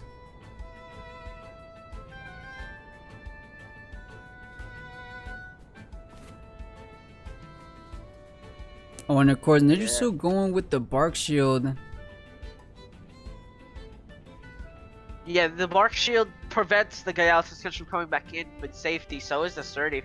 And this is what I'm concerned about, because Matt Gia, like, we talk about the roller, but 4 of his Temps here on the side of Matt Gia do very well against Golld's team. And the problem right now for Golld is that he has to take every advantage he can get in terms of initiative here. So if he puts Matt Gia in a compromised position, such as Nidrasil being picked off, if he reduces the amount of Toxic Temps remaining, the Okama will not have an assistance against the Cerny, nor the Kidu. Gaialis, of course, could still wipe the field as well.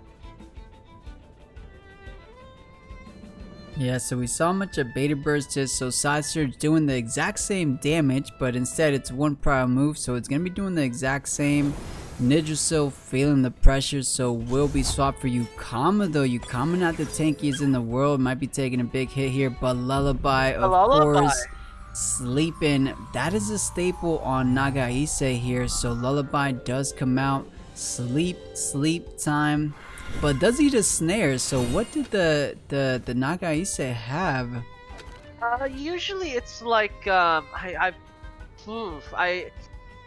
maybe don't rock remember. shield, maybe a snare itself. I feel like a rock shield would be okay. It's like a rock shield or a Tukma mask. Either one of those would be the item.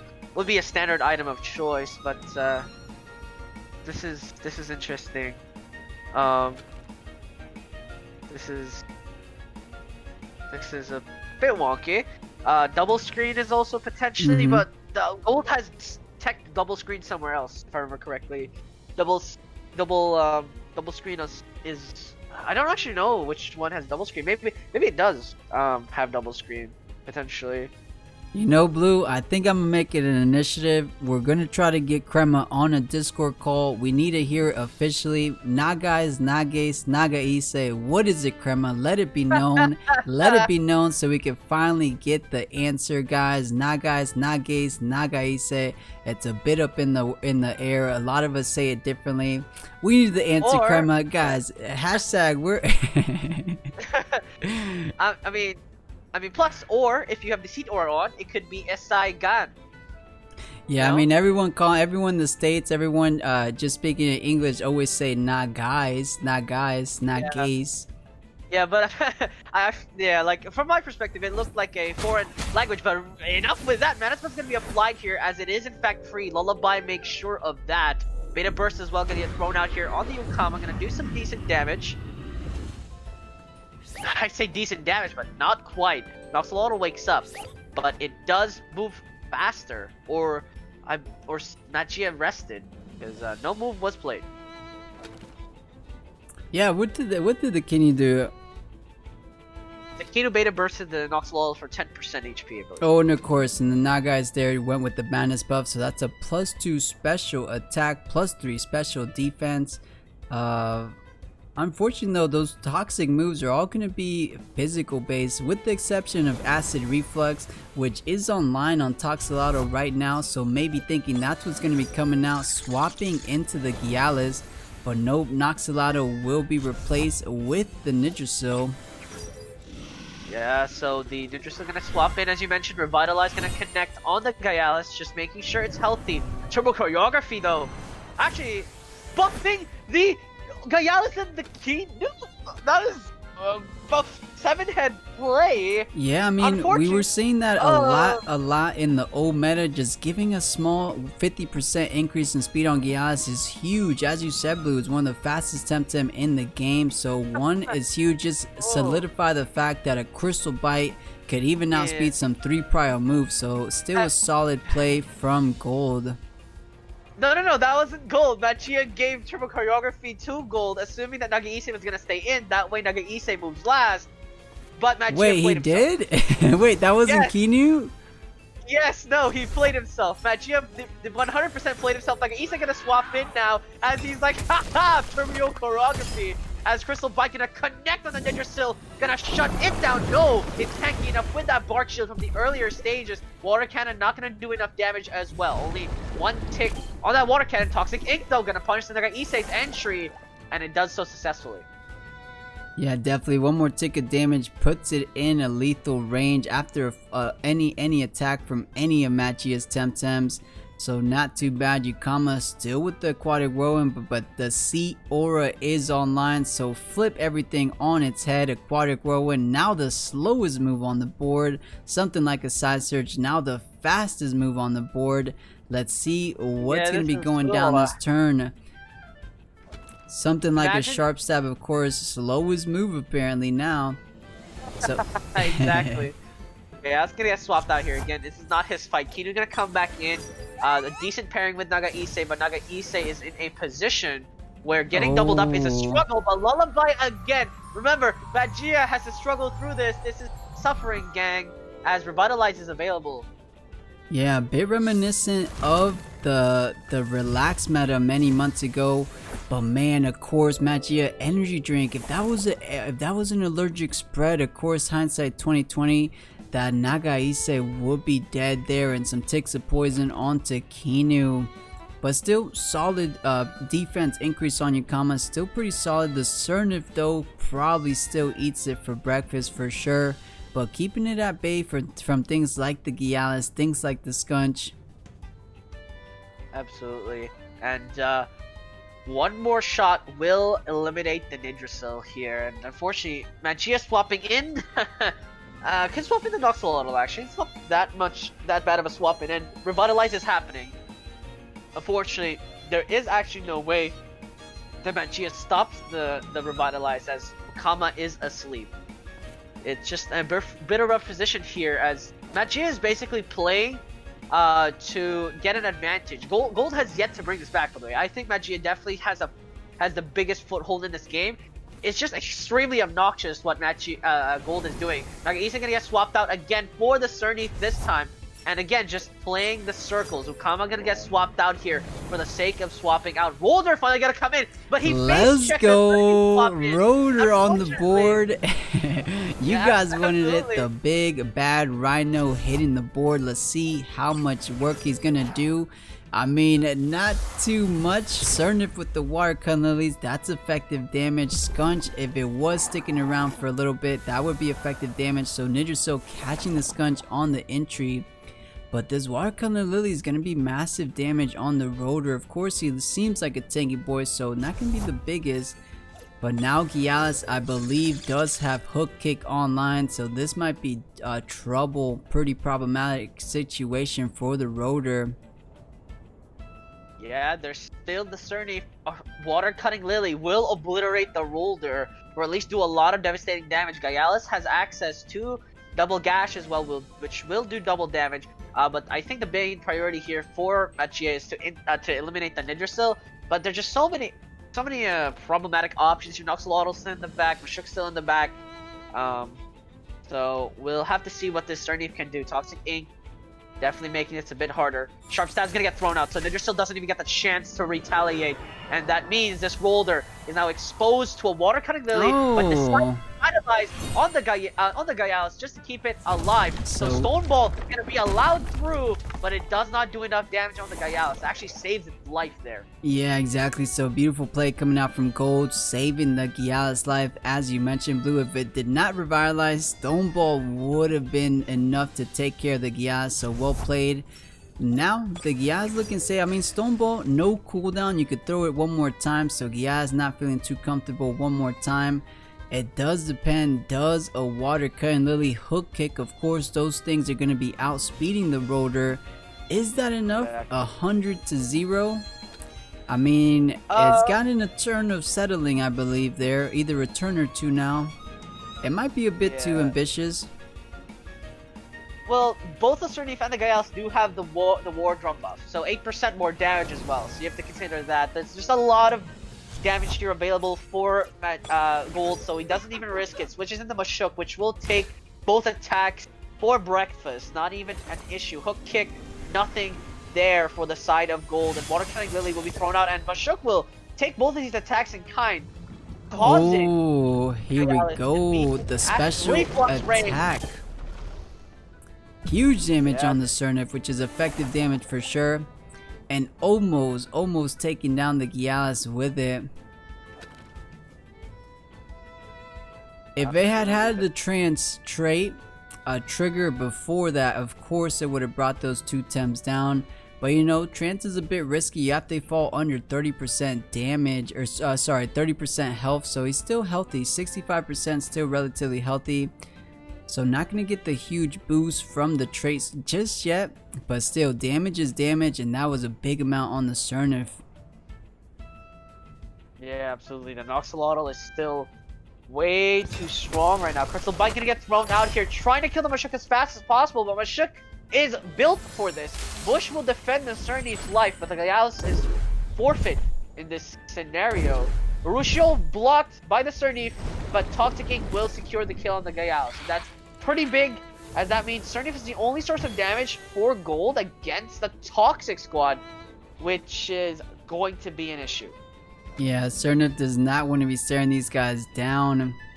And yeah, Magia with this 4 toxic team and the Rotor 100% HP might be taking down Golld for this very first game 1. At least that's what it seems like so far. He doesn't have any win. He doesn't have, I mean, win is the only thing effective against toxic, so yeah, this is a struggle. And Noxolotl will just get stronger if you don't kill it instantly, which is the problem. It also has the pillow as well, so if you bring it down to 30%, it gives itself, I believe, 2 regens, which is 10% apiece, and then the pillow, which I believe is an additional 10 or 15%. So Noxolotl, if it's brought down, it's gonna be coming back up. So I think Golld is trying to play around that.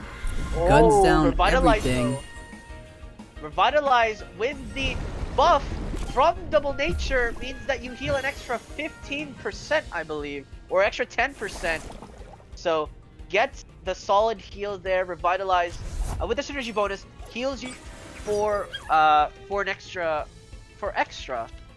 Just remembering how much that extra is. I believe. Oh, it's an extra 25%. So it healed for half its HP. The Snrplat.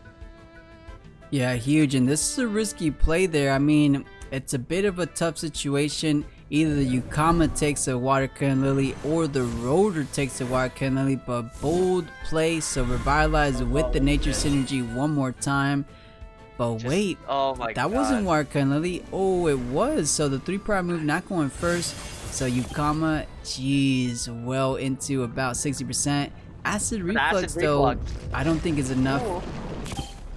It's gonna do a lot of damage, but not enough to stop Double Revitalize. Unfortunately, the weakness of Double Revitalize is, of course, that lack of stamina. Sweat Band is not enough to recover, and Revitalize on the side of Kinu is not available, which means that there is just this inherent lack on the side of Golld here. This Okama as Aquatic Whirlwind, another Toxic Ink, will secure the kill on Snrplat unless it revitalizes itself or plays a bush.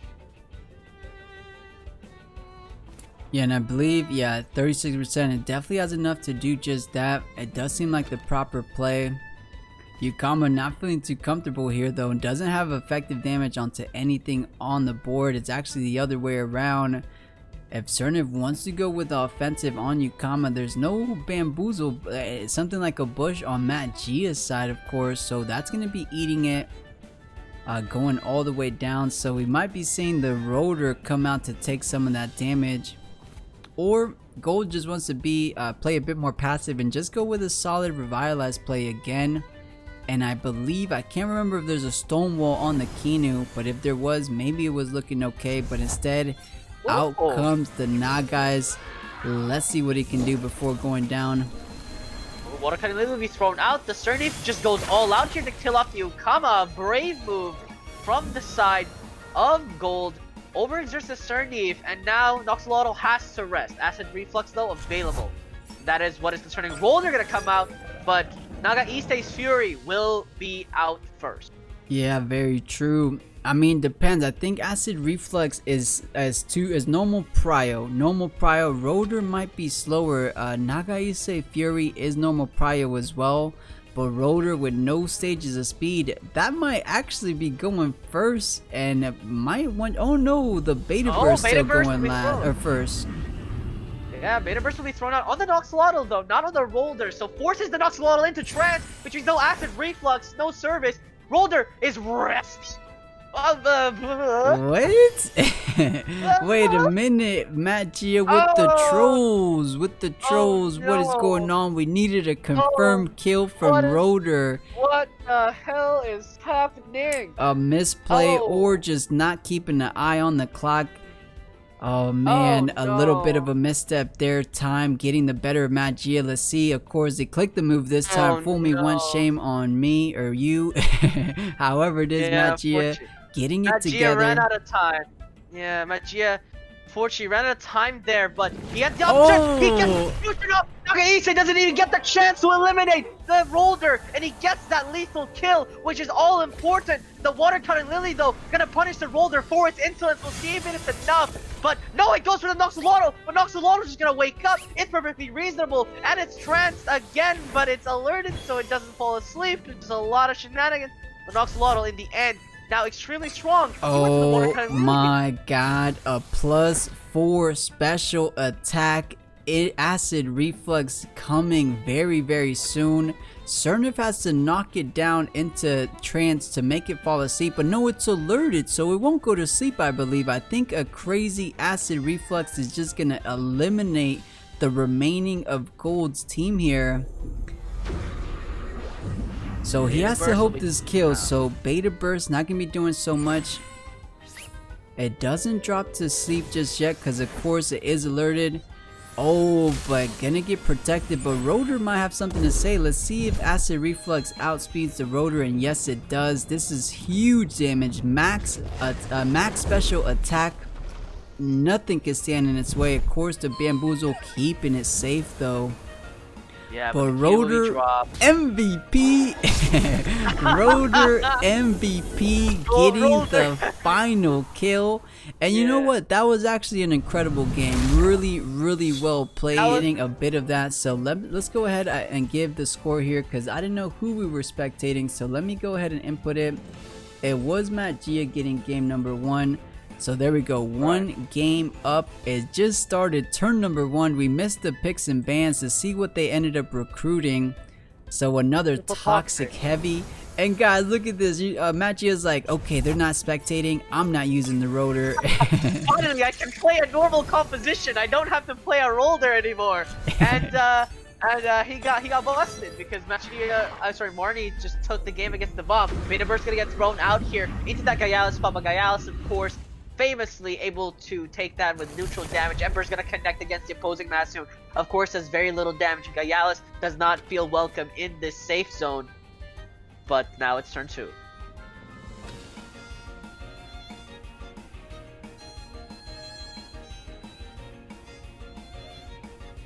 And you know, Golld making the necessary adjustments, so his team was a bit weak to toxic last game.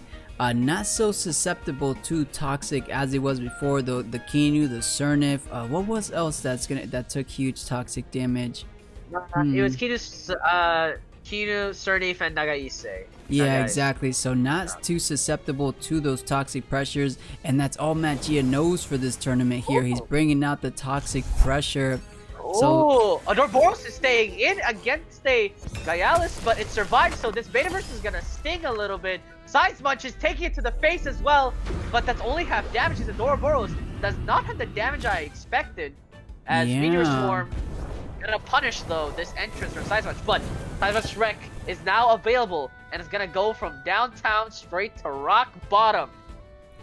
Yeah, and it could be also the Size Munch having more HP than we're used to seeing, because remember last weekly we saw a Beta Burst Adorboros do 80% damage, and this time just doing 50%, so definitely different spreads here these players are working with. Either Adorboros not so heavy in special attack of course, but I think it's more likely a lot more HP. Maybe in the opening Kisiwa tournament it was more about attack and speed, but this one trying to preserve some of that HP on the Size Munch, so that's more likely the case there. Either way, Size Munch feeling the pressure. Another Beta Burst will take it down, but at the same time, Sharp Stab is online. We saw how much Crystal Bite did, so I'm pretty sure Sharp Stab will clean up the remainder of Adorboros' health. Still, as well as Size Munch Wreck to be had as well, and it's at 3 prio.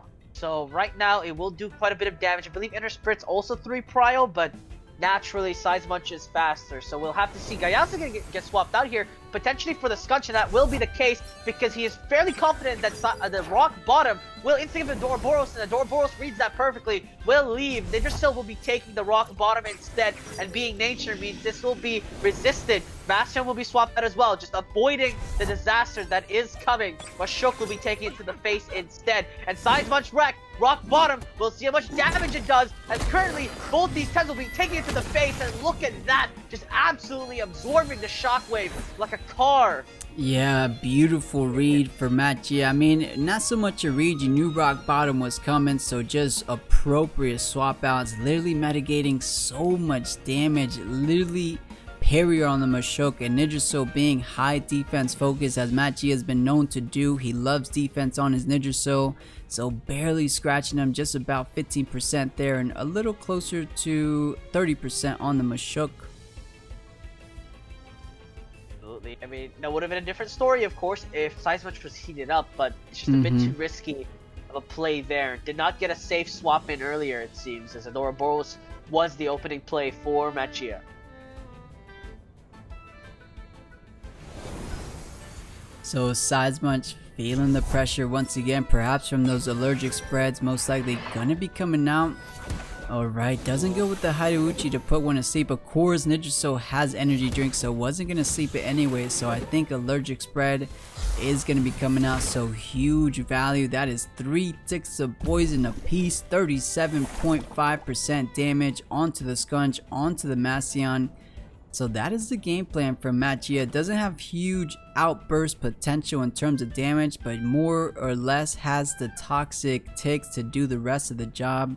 And that's been more so the game plan, I believe, for Magia.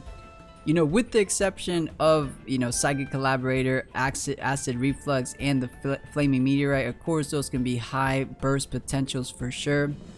But as it stands currently, what he's been doing lately,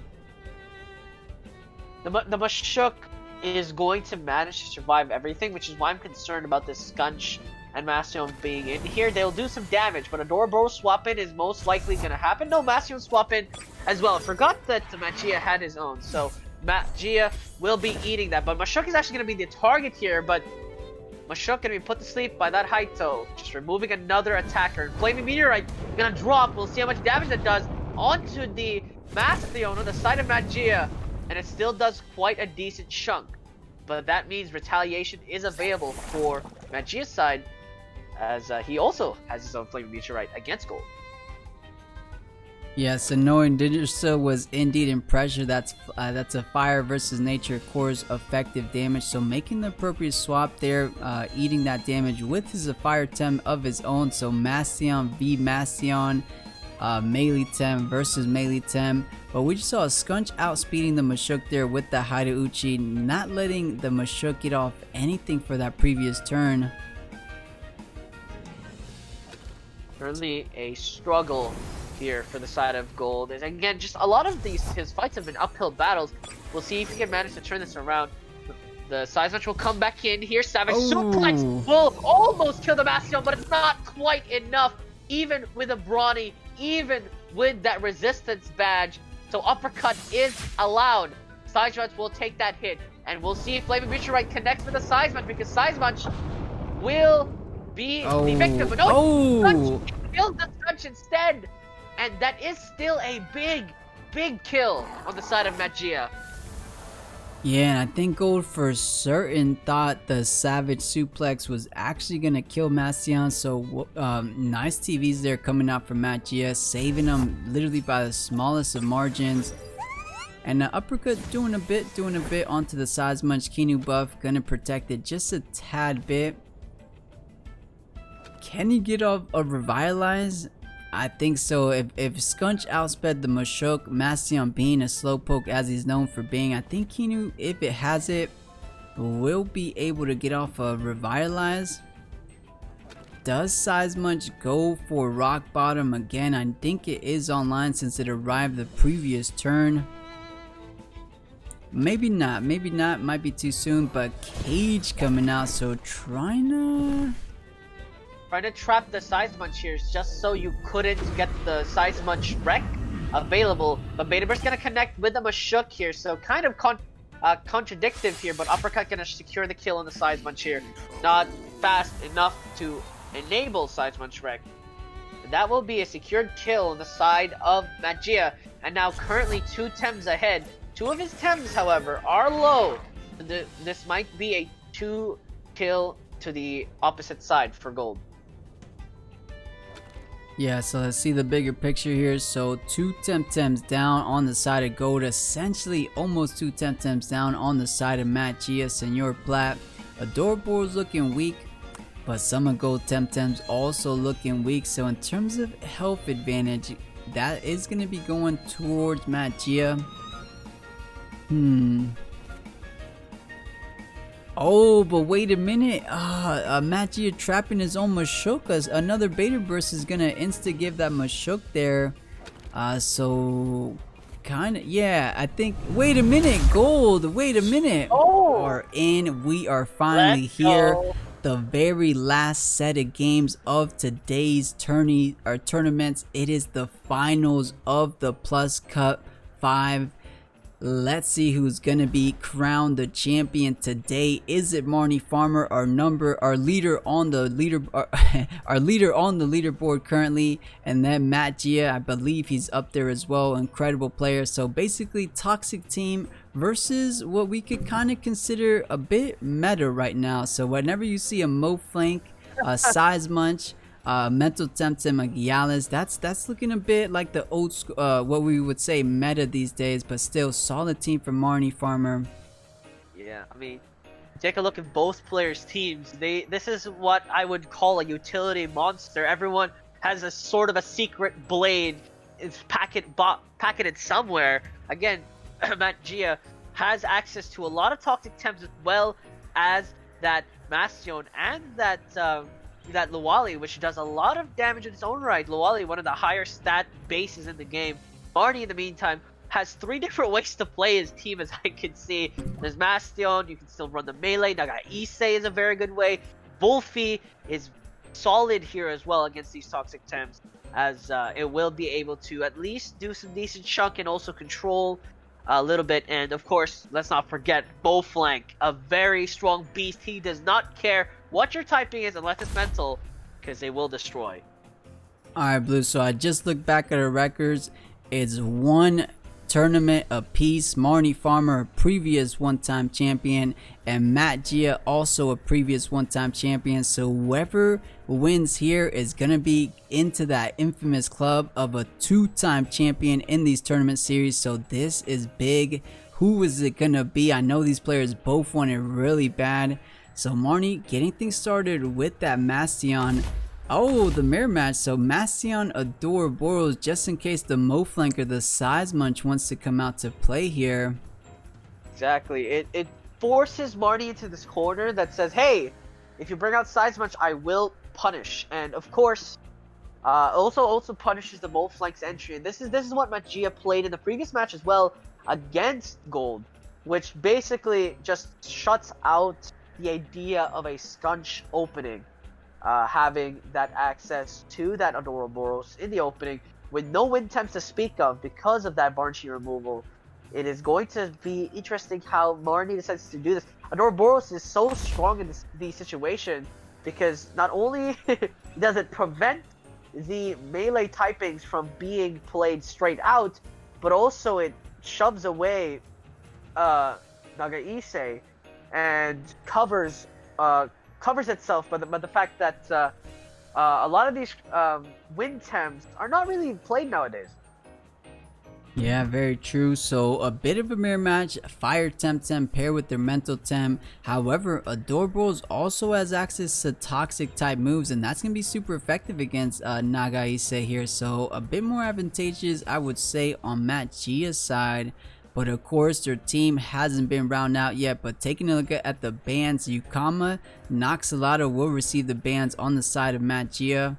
And he's looking like Gialis over here, so not too worried about Size Munch or Moflank. Of course, Adoraboros has been picked up. So maybe just the only Crystal Temtem, which makes sense that the only one truly pressuring down Adoraboros here. Any option here for Magia except the ban on Size Munch would be decent, I would say, because you can deal with Size Munch here. I don't think that's really an issue. You might try to go for it anyway, just remove any more of Marnie's damage options, kind of force him into a Wolfie or a Kinu at least. And Magia's side, again, Marnie just decides to just centralize, he centralizes his bans towards the toxic teams, right? Marnie is just basically removing how many toxic pairings Matt Gia can have on top of that, but leaves the Luali in. So that's going to be interesting to see. Yeah, so does decide Size Munch the bigger threat. So Kinu does get picked up on Marnie. He's eyeing down the Gias. I think is a fine choice for him. The other Temp's not going to provide too much. I mean, Wolfie always solid, but he already took care of the Yukama. And nothing else Wolfie is going to do. I mean, I guess does Vortex perhaps for the Mastion. So that might be perhaps the last pick. Moflank is just a beast though. So neutral damage everywhere. Should be okay. So I think both Wolfie or the Moflank, whatever Marnie decides, I think is looking solid, but it's going to depend. So you do get counter picked. Okay, so I think Wolfie in this situation for that rotor is looking a bit more solid. At the same time, Lawali with the resin trap kind of scares off the Wolfie as well. It does do neutral damage, but does a lot of damage as well. Not to say, but Moflank is such a damage offense here. Marty has no choice. He doesn't want to overcommit defending against a roller, right? I mean, that's the mistake Golld did, was that he basically picked up 4 counters for a roller and nothing to deal with the toxic nor the fire. So looks like Marty will making sure that he has options against everything. Adoraboros will be his first obstacle. Exactly. So game number 1 of the finals is underway. As we said before, Marnefarmer versus Matt Gia. That's who's facing off in this best of 3 series. And Nagaise is so tall you could barely see Matt Gia's Temtems behind him. But let's see, keeping things standard, is Marnefarmer gonna go for a madness buff here? It seems a bit greedy, but Ember shouldn't kill it. I mean, a beta burst, or unless it has if it has a toxic ink. If Adoraboros is running toxic ink, I feel a toxic ink followed by embers. It is half damage because of that water, of course. But with those extra 2 ticks of poison, it might be pretty close to clean it up. Right now, yeah, this is a bit of an interesting position here. Marnie, I don't believe Naga Issei gets any water moves until Naga Issei's Wrath. So only mental attacks will be a bit interesting, but that means he can trade with the Dorboros. But Machia decides against putting in the Dorboros straight up and brings out the roller. Very solid Temtem against the Bastion. I'm not sure how solid it is against a Naga Issei, although it is in fact faster, as it is literally slower than 1 SV Naga Issei. So Roller will definitely get a move out here before Naga Issei, as long as it's one priority. Yeah, and Stone Ball is one prior, so Machia thinking ahead. He's saying, if you're gonna use Naga Issei here with the CR, I'm bringing out Stone Ball. But if he leaves in Rotor, if he leaves in Mastion, this Nagai's Fury is gonna be insane. That's effective damage to both of Machia's Temtem. So I wouldn't be surprised to see perhaps a Nidrasil trying to eat up that water damage. Of course, that is 1/4 damage onto Nidrasil, so that could be a good play. We will see. I mean, Rotor almost wants to stay in to get that Stone Ball onto Mastion. I could see that. He could be tanky enough and not go all the way down, of course. But this is a Madness buff. Madness buff +2 special attack. Naga Issei coming out. How much damage is it gonna do?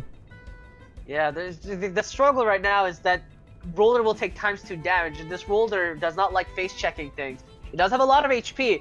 But as I mentioned, this special defense is abysmal. Taking ×2 damage is gonna hurt. And it looks like we'll see how that goes. Roller will have to leave. And as Machia mentioned, I'm surprised Machia swapped in the Roller there. Maybe perhaps just trying to bait an attack there. But Adoraboros will take that in kind. Still, Machia also swaps at the Mastion for the Ninja Seal. Just trying to go double toxic against Naga Issei. Maybe trying to bait out Naga Issei's Fury. But Meteor Swarm will do a decent chunk of damage on the Ninja Seal. A little bit of damage on the Adoraboros, and it's up to what the Naga Issei does here. Will use the Fury, so completely baits it out, as Marnie, trying to do something, will do absolutely nothing. 1/4 damage and 1/2 damage. Yeah, that's a beautiful swap out for Machia. Anticipating that's most likely what was going to be coming out from Marnefarmer's Tem here. So nice solid switch. And now both of these Temtems, though they take heavy damage from Mastion, they don't really Nagai's here does not really want to be here from these toxic pressures. Something like a toxic ink, even a solid allergic spread might be coming out from Machia's corner. Yeah, I don't know. This is so scary. Beta Burst at ×2 damage on the Naga Issei will probably kill the Ninja Seal. And Adoraboros, yes, it has Toxic Ink, but its attack damage is not necessarily that high, so Naga Issei might be fine. It's just it's been weird here, as Embers also does a lot of damage on the Ninja Seal. Bark Shield, though, will do a lot to counteract that. Yeah, very true. Mastion is usually the slowest temp, so you know, something like a Psy Surge Embers, making sure Naga Issei does go first and then Mastion goes next. And Nidrasil definitely not looking too safe, and anything in the back line for that matter not looking too good. The Lowali is going to be taking double damage from the nature typing. I guess Rotor okay. Yeah, but Roller is Earth, so if ever Naga Issei decides to Beta Burst the Roller, it will take ×2 damage because it's also neutral. It's just so rough here because this Naga Issei is actually enemy number 1 for the side of Machia. Beta Psy Surge will actually be impacted onto this Ninja Seal, and it will be popped for free. It just doesn't get a chance to do anything. And now Adoraboros staring death in the face, and the fleeting flaming meteorite will drop upon its head. Defense is not that high on Adoraboros, and it will take the striking impact. Survives. But that's not what you want to see. Now you're forced to swap in something that is definitely not going to have a fun time. Beta Burst connects on the Mastion, but it's only going to do very, very minimal damage there. Yeah, so Machia has yet to pressure down. This Nagai's here is still at the same health after the Madness buff. But what is back online? That is its Fury back online. It should be enough. I don't recall how much it did on Adoraboros, but maybe enough for the 14% despite doing half damage. Rotor not too good. The only good swap out, of course, would be Lowali, but Mastion still on the board. Meteor Swarm is back online. those two moves will be going first since it's a 1 prio from the Mastion. So it's a tough position Marnefarmer's putting Magia in here. Yeah, right now the position Marnefarmer is in is if Magia is crazy enough to sack Rolder for a Mastion kill. And he is! He's actually gonna stone ball the Nagaise, trying to kill it off as soon as possible, but Nagaise Fury gonna prove that to the test. One shot the Rolder, and against the Adikar. He does not want any shenanigans. Forces Magia into a position with only 2 Tems, with still all 5 in the roster for Marnefarmer. Yeah, Marnefarmer on a tear, showing or displaying such a dominating performance. So much so, of course, Magia it just didn't work out in the end there. Alright, Blues, so it looks like they're back in the game. This will be game number 2, potentially our very last game, unless Magia has something to say about it. We will be finding out here in this game 2 of the finals, of course, to see if it's going to be a little bit different. We did see, I believe, what was the first band? I can't even recall. It's been so long of a day. Their first bands it was previously... Yukama Noxalato for Magia's side, but Marnie, I can't recall. Was it the Barnchi? I guess so. That's the only win tem. Yeah, it was Barnchi and Gaialis, just removing all of the problems with Talk to Temps. But now the problem is that Marnie is not afraid to play Nagaise, which is the scary part, right? Marnie is like, I don't care, I'll pick Nagaise, what are you gonna do about it? And Magia, yes, he could pick 2 Toxic Tems into it, but that's why you pair the Nagaise with a Mastion, right? That's why it's been working so effectively. And this is Magia's standard opening now is a little, I won't say in ruins, but it's a little bit in tatters, because now you cannot run Mastion or Dorboros, completely shut down Gaialis things. So now Marnie can decide to just open with a no flank size munch. And the best you can do is pick up a Dorboros. Yeah, I feel like the classic opening he showed last game is not too bad here. The Mastion Nagaise, not too bad. I mean, nothing truly counters those temps. I guess a big Toxic Ink into the Nagais could be effective. But, you know, I was going to say, you know, it was the classic Nidraso Yukama. Even the Mashuk Nidraso, those options aren't going to be as effective in the eyes of these double mental temps that Marnie has on his team. So making Magia think of another opening for his team, I think that's why he's having a bit troubles there trying to find his footing. But if anyone can do it, of course, it is Magia.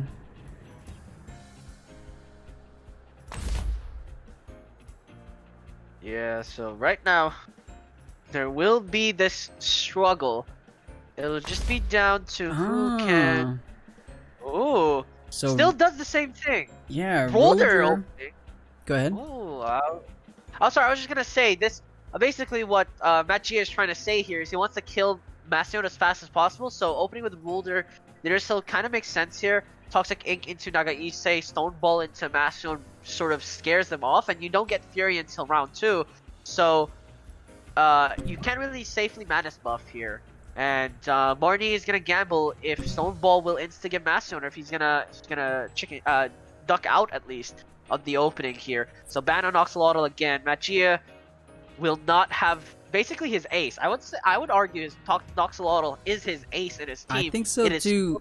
So much so that I will argue I feel like Noxalotl was the pickup for the opening. I feel like the double Toxic Ink will completely decimate this Nagais here. So I feel like, I mean, Rotor, you do got the strong Stone Ball. One prior move will go first. But in the opening turns, not so much a matter. It doesn't matter too much of who goes first. It's more about that damage output for the next turn. So I mean, I guess Stone Ball is going to be doing that damage onto Mastion. But I don't know. I feel like he definitely needed the Noxalotl here. I think the idea here for Magia is that he wants to kill off Nagaise and Mastion as fast as possible so Lawali can shine. But the problem is, again, as I continually mention, right? I'm pretty sure Moflank does not care about your feelings. So if Magia wants to prevent that situation from happening, he has to pick up Adoraboros. But then that removes the Master from the picture for Magia, which is so good against Kinu and Gaialis as well. So he is put in this position where now that Marnie gets this opening and Magia knows he can't do the same thing again, he can't shut down this Mo flank as safely, or at least for the mid stages, if Adoraboros has to fight Gaialis as well. Yeah, so this is it. Things might be decided here unless Magia says not like this, not so fast. Marnefarmer Magia, game number 2 here in our finals. Let's see how it's gonna play out. Same opening on the side of Marnefarmer, a little different for Magia, of course.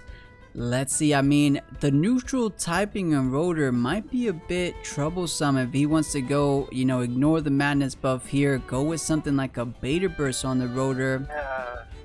Beta burst the beta burst wouldn't kill roller, thankfully. Yeah, it has more than enough HP to survive that. But the struggle is if Magia will, like, it's just so rough because Toxic Ink will not kill Nagaise, we know this.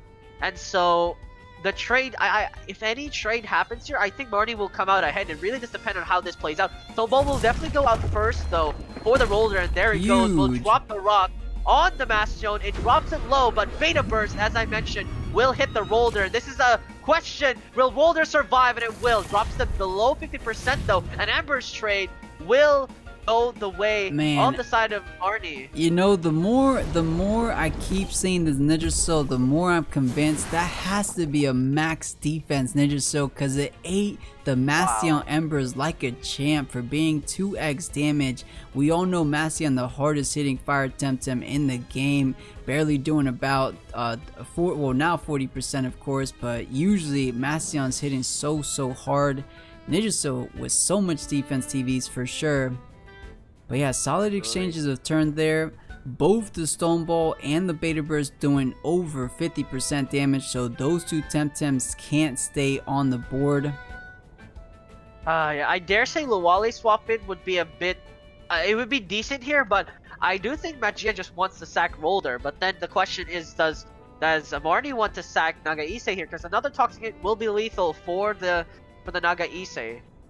So this is those kind of openings where it will make or break someone's composition. I think if Marnie reads this wrong, it will tear the game wide open, and Magia will have a massive advantage going into the mid game, or at least going into turn 3. Because if something dies and it's not the target you look for, it will be a problem. Soulball will connect on the Ninja Still, but that allows Side Surge to punish the Roller, so Roller's gonna die here, but he wants to secure that kill on the Nagaise so the other 10 may survive, but that's not, I don't think that's the best play. Ember's gonna connect on the Ninja Still as well. Toxic Ink, we'll see where that goes, but then Bastion being so brave, staying in. I think this was a really solid play, saying if Bastion's gonna switch, I'm going after Nagais here, so Stoneball making sure that the Toxic Ink after it goes off does solidify the kill, and it does just that. So very good play for Magia, looking good here in the opening turns.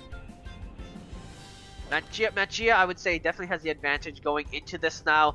The Luwali, quite an animal, and Bastion's about to die as well, so you can't really rely on that. Mashuk is still very good against Moflank and Gaialis.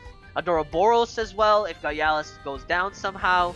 But that was a big sacrifice for Magia and the Ninja Still's HP pool, because Matsuo can swap out, and Ninja Still, his effectivity at low HP is kind of scary, because again, if Moflag just swaps in and base jumps, someone's getting dunked, and that's exactly what's happening.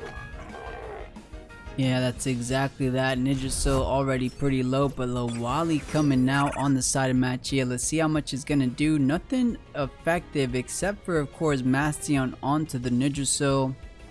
No Deceit Aura shenanigans anymore, so everything going based off its speed, of course.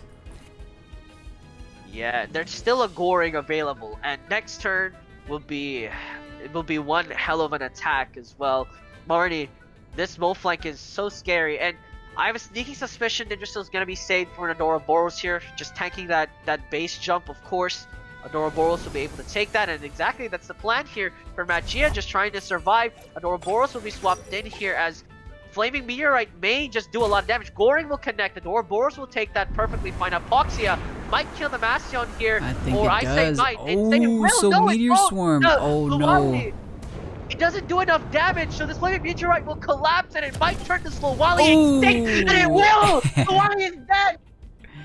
Lowali absolutely out of here. The Flaming Meteorite, the hardest hitting fire technique introduced in the Kisiwa patch. Jesus is good. And man, Hypoxia is so close. It would have been a completely different game if the Massion would have gone down there, but surviving by the smallest margin. That's the second time Massion survives on Marnefarmer's side. He has to have some special defense, of course, because Massion usually pretty flimsy there. And Lowali usually special attack invested, so very interesting. Marnie's Massion surviving for another time. Absolutely. I mean, I know a lot of people that would call Massion a dinosaur, but he proves why he's not a dinosaur. He isn't going extinct that easily. Survives 3.8% HP. And yes, Mo flank is now susceptible here, but you're in a position where you're so comfortable. Gagalis is still in the back pocket. Kinu can still beta burst the Mashuk. Marnie can risk stacking the Mo flank for another kill just to put this on edge as Ouroboros. Again, if you force a 0 swap out potential for Magia, you will obliterate this Ouroboros. There's nothing saving it against the Gaialis. It's just that harsh truth. Same with Mashuk. Kinu will deal with Mashuk quite easily, and Marnie doesn't even have to go into that, but he came with the cage. Oh no. Energy manipulation though. Trying to go, so I think that's a perfect play for Mario, knowing that's the only thing that will be outspeeding here, but base jump taking care of the Ninja Soul, so well played. 2 Temtems down, but those are the ones going down anyways. So Magia not making any swap outs, trying to go, trying to play around the cage, but of course Mo Flank outspeeding the Ninja Soul.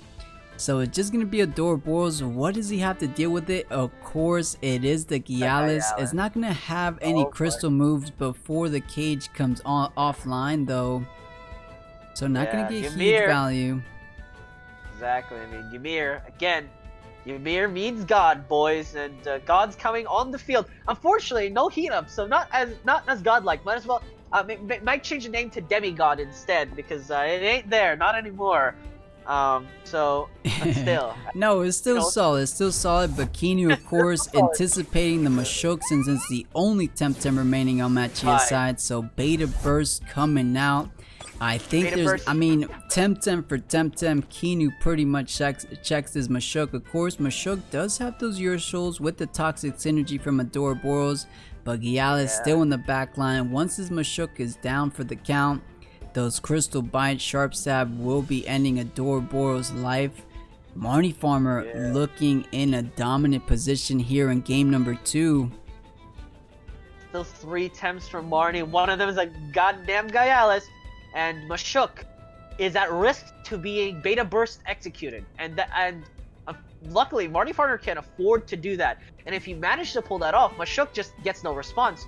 Or at least gets no second turn at all. Ouroboros, again, susceptible to that back pocket Gaialis. Psychic Collaborator can't save you here. Beta Burst will be thrown out here. Magia fighting to the bitter end, as that damage will be quite significant. Drop to the 50%. We'll see if Furushio comes out first, and it will do so. It will poison the Kinu, guaranteeing its death, but base jump will slam dunk the Mashuk into execution range. Beta Burst will be thrown out as well, though. We'll see how much damage it does to Moflunk. If it does more than 50%, there's a chance here. No, it doesn't. It's not even... It's close, but it's no cigar. Yeah, that is the power of the Kinu buff. So Kinu went first this turn, or sorry, went first this past turn. So Kinu will go first this turn. So Beta Burst connects onto Mashuk. Mashuk goes down, and then Gyalis comes out the following turn. And guys, I think we're gonna have a 2-time champion Marnie, but I won't speak too soon. But you know, it's pretty much solidified here, just based off the previous turns, the previous information. Yeah, absolutely. His team, incredibly strong. Just basically prepared for everything, I would say. Not the best at everything, but definitely prepared for everything. And that's a solid team. Yeah, we'll a see. super solid team. Knew exactly what to expect in this tournament, making the appropriate tem changes from his first team that he had. He kept the Barnchy, and he was playing Barnchy before people started playing Barnchy, so he was very comfortable. It's so much so that people started respecting the Barnchy, of course, and Matchia had to ban it because all the toxic tems, but a couple other people also banned the Barnchy earlier in this tournament. But Matchia trying to find a way. What can he do? Mashuk does not outspeed the Kinu. Yeah, I mean, unless somehow Mashuk suddenly learns ninjutsu, this is not gonna go well. Jumbo choreography applied just to try and speed up the Adoraboros for later, but Goring will actually seal the deal on the Mashuk, but no, it lives. The Beta Burst will have to kill it off, and that will be the case.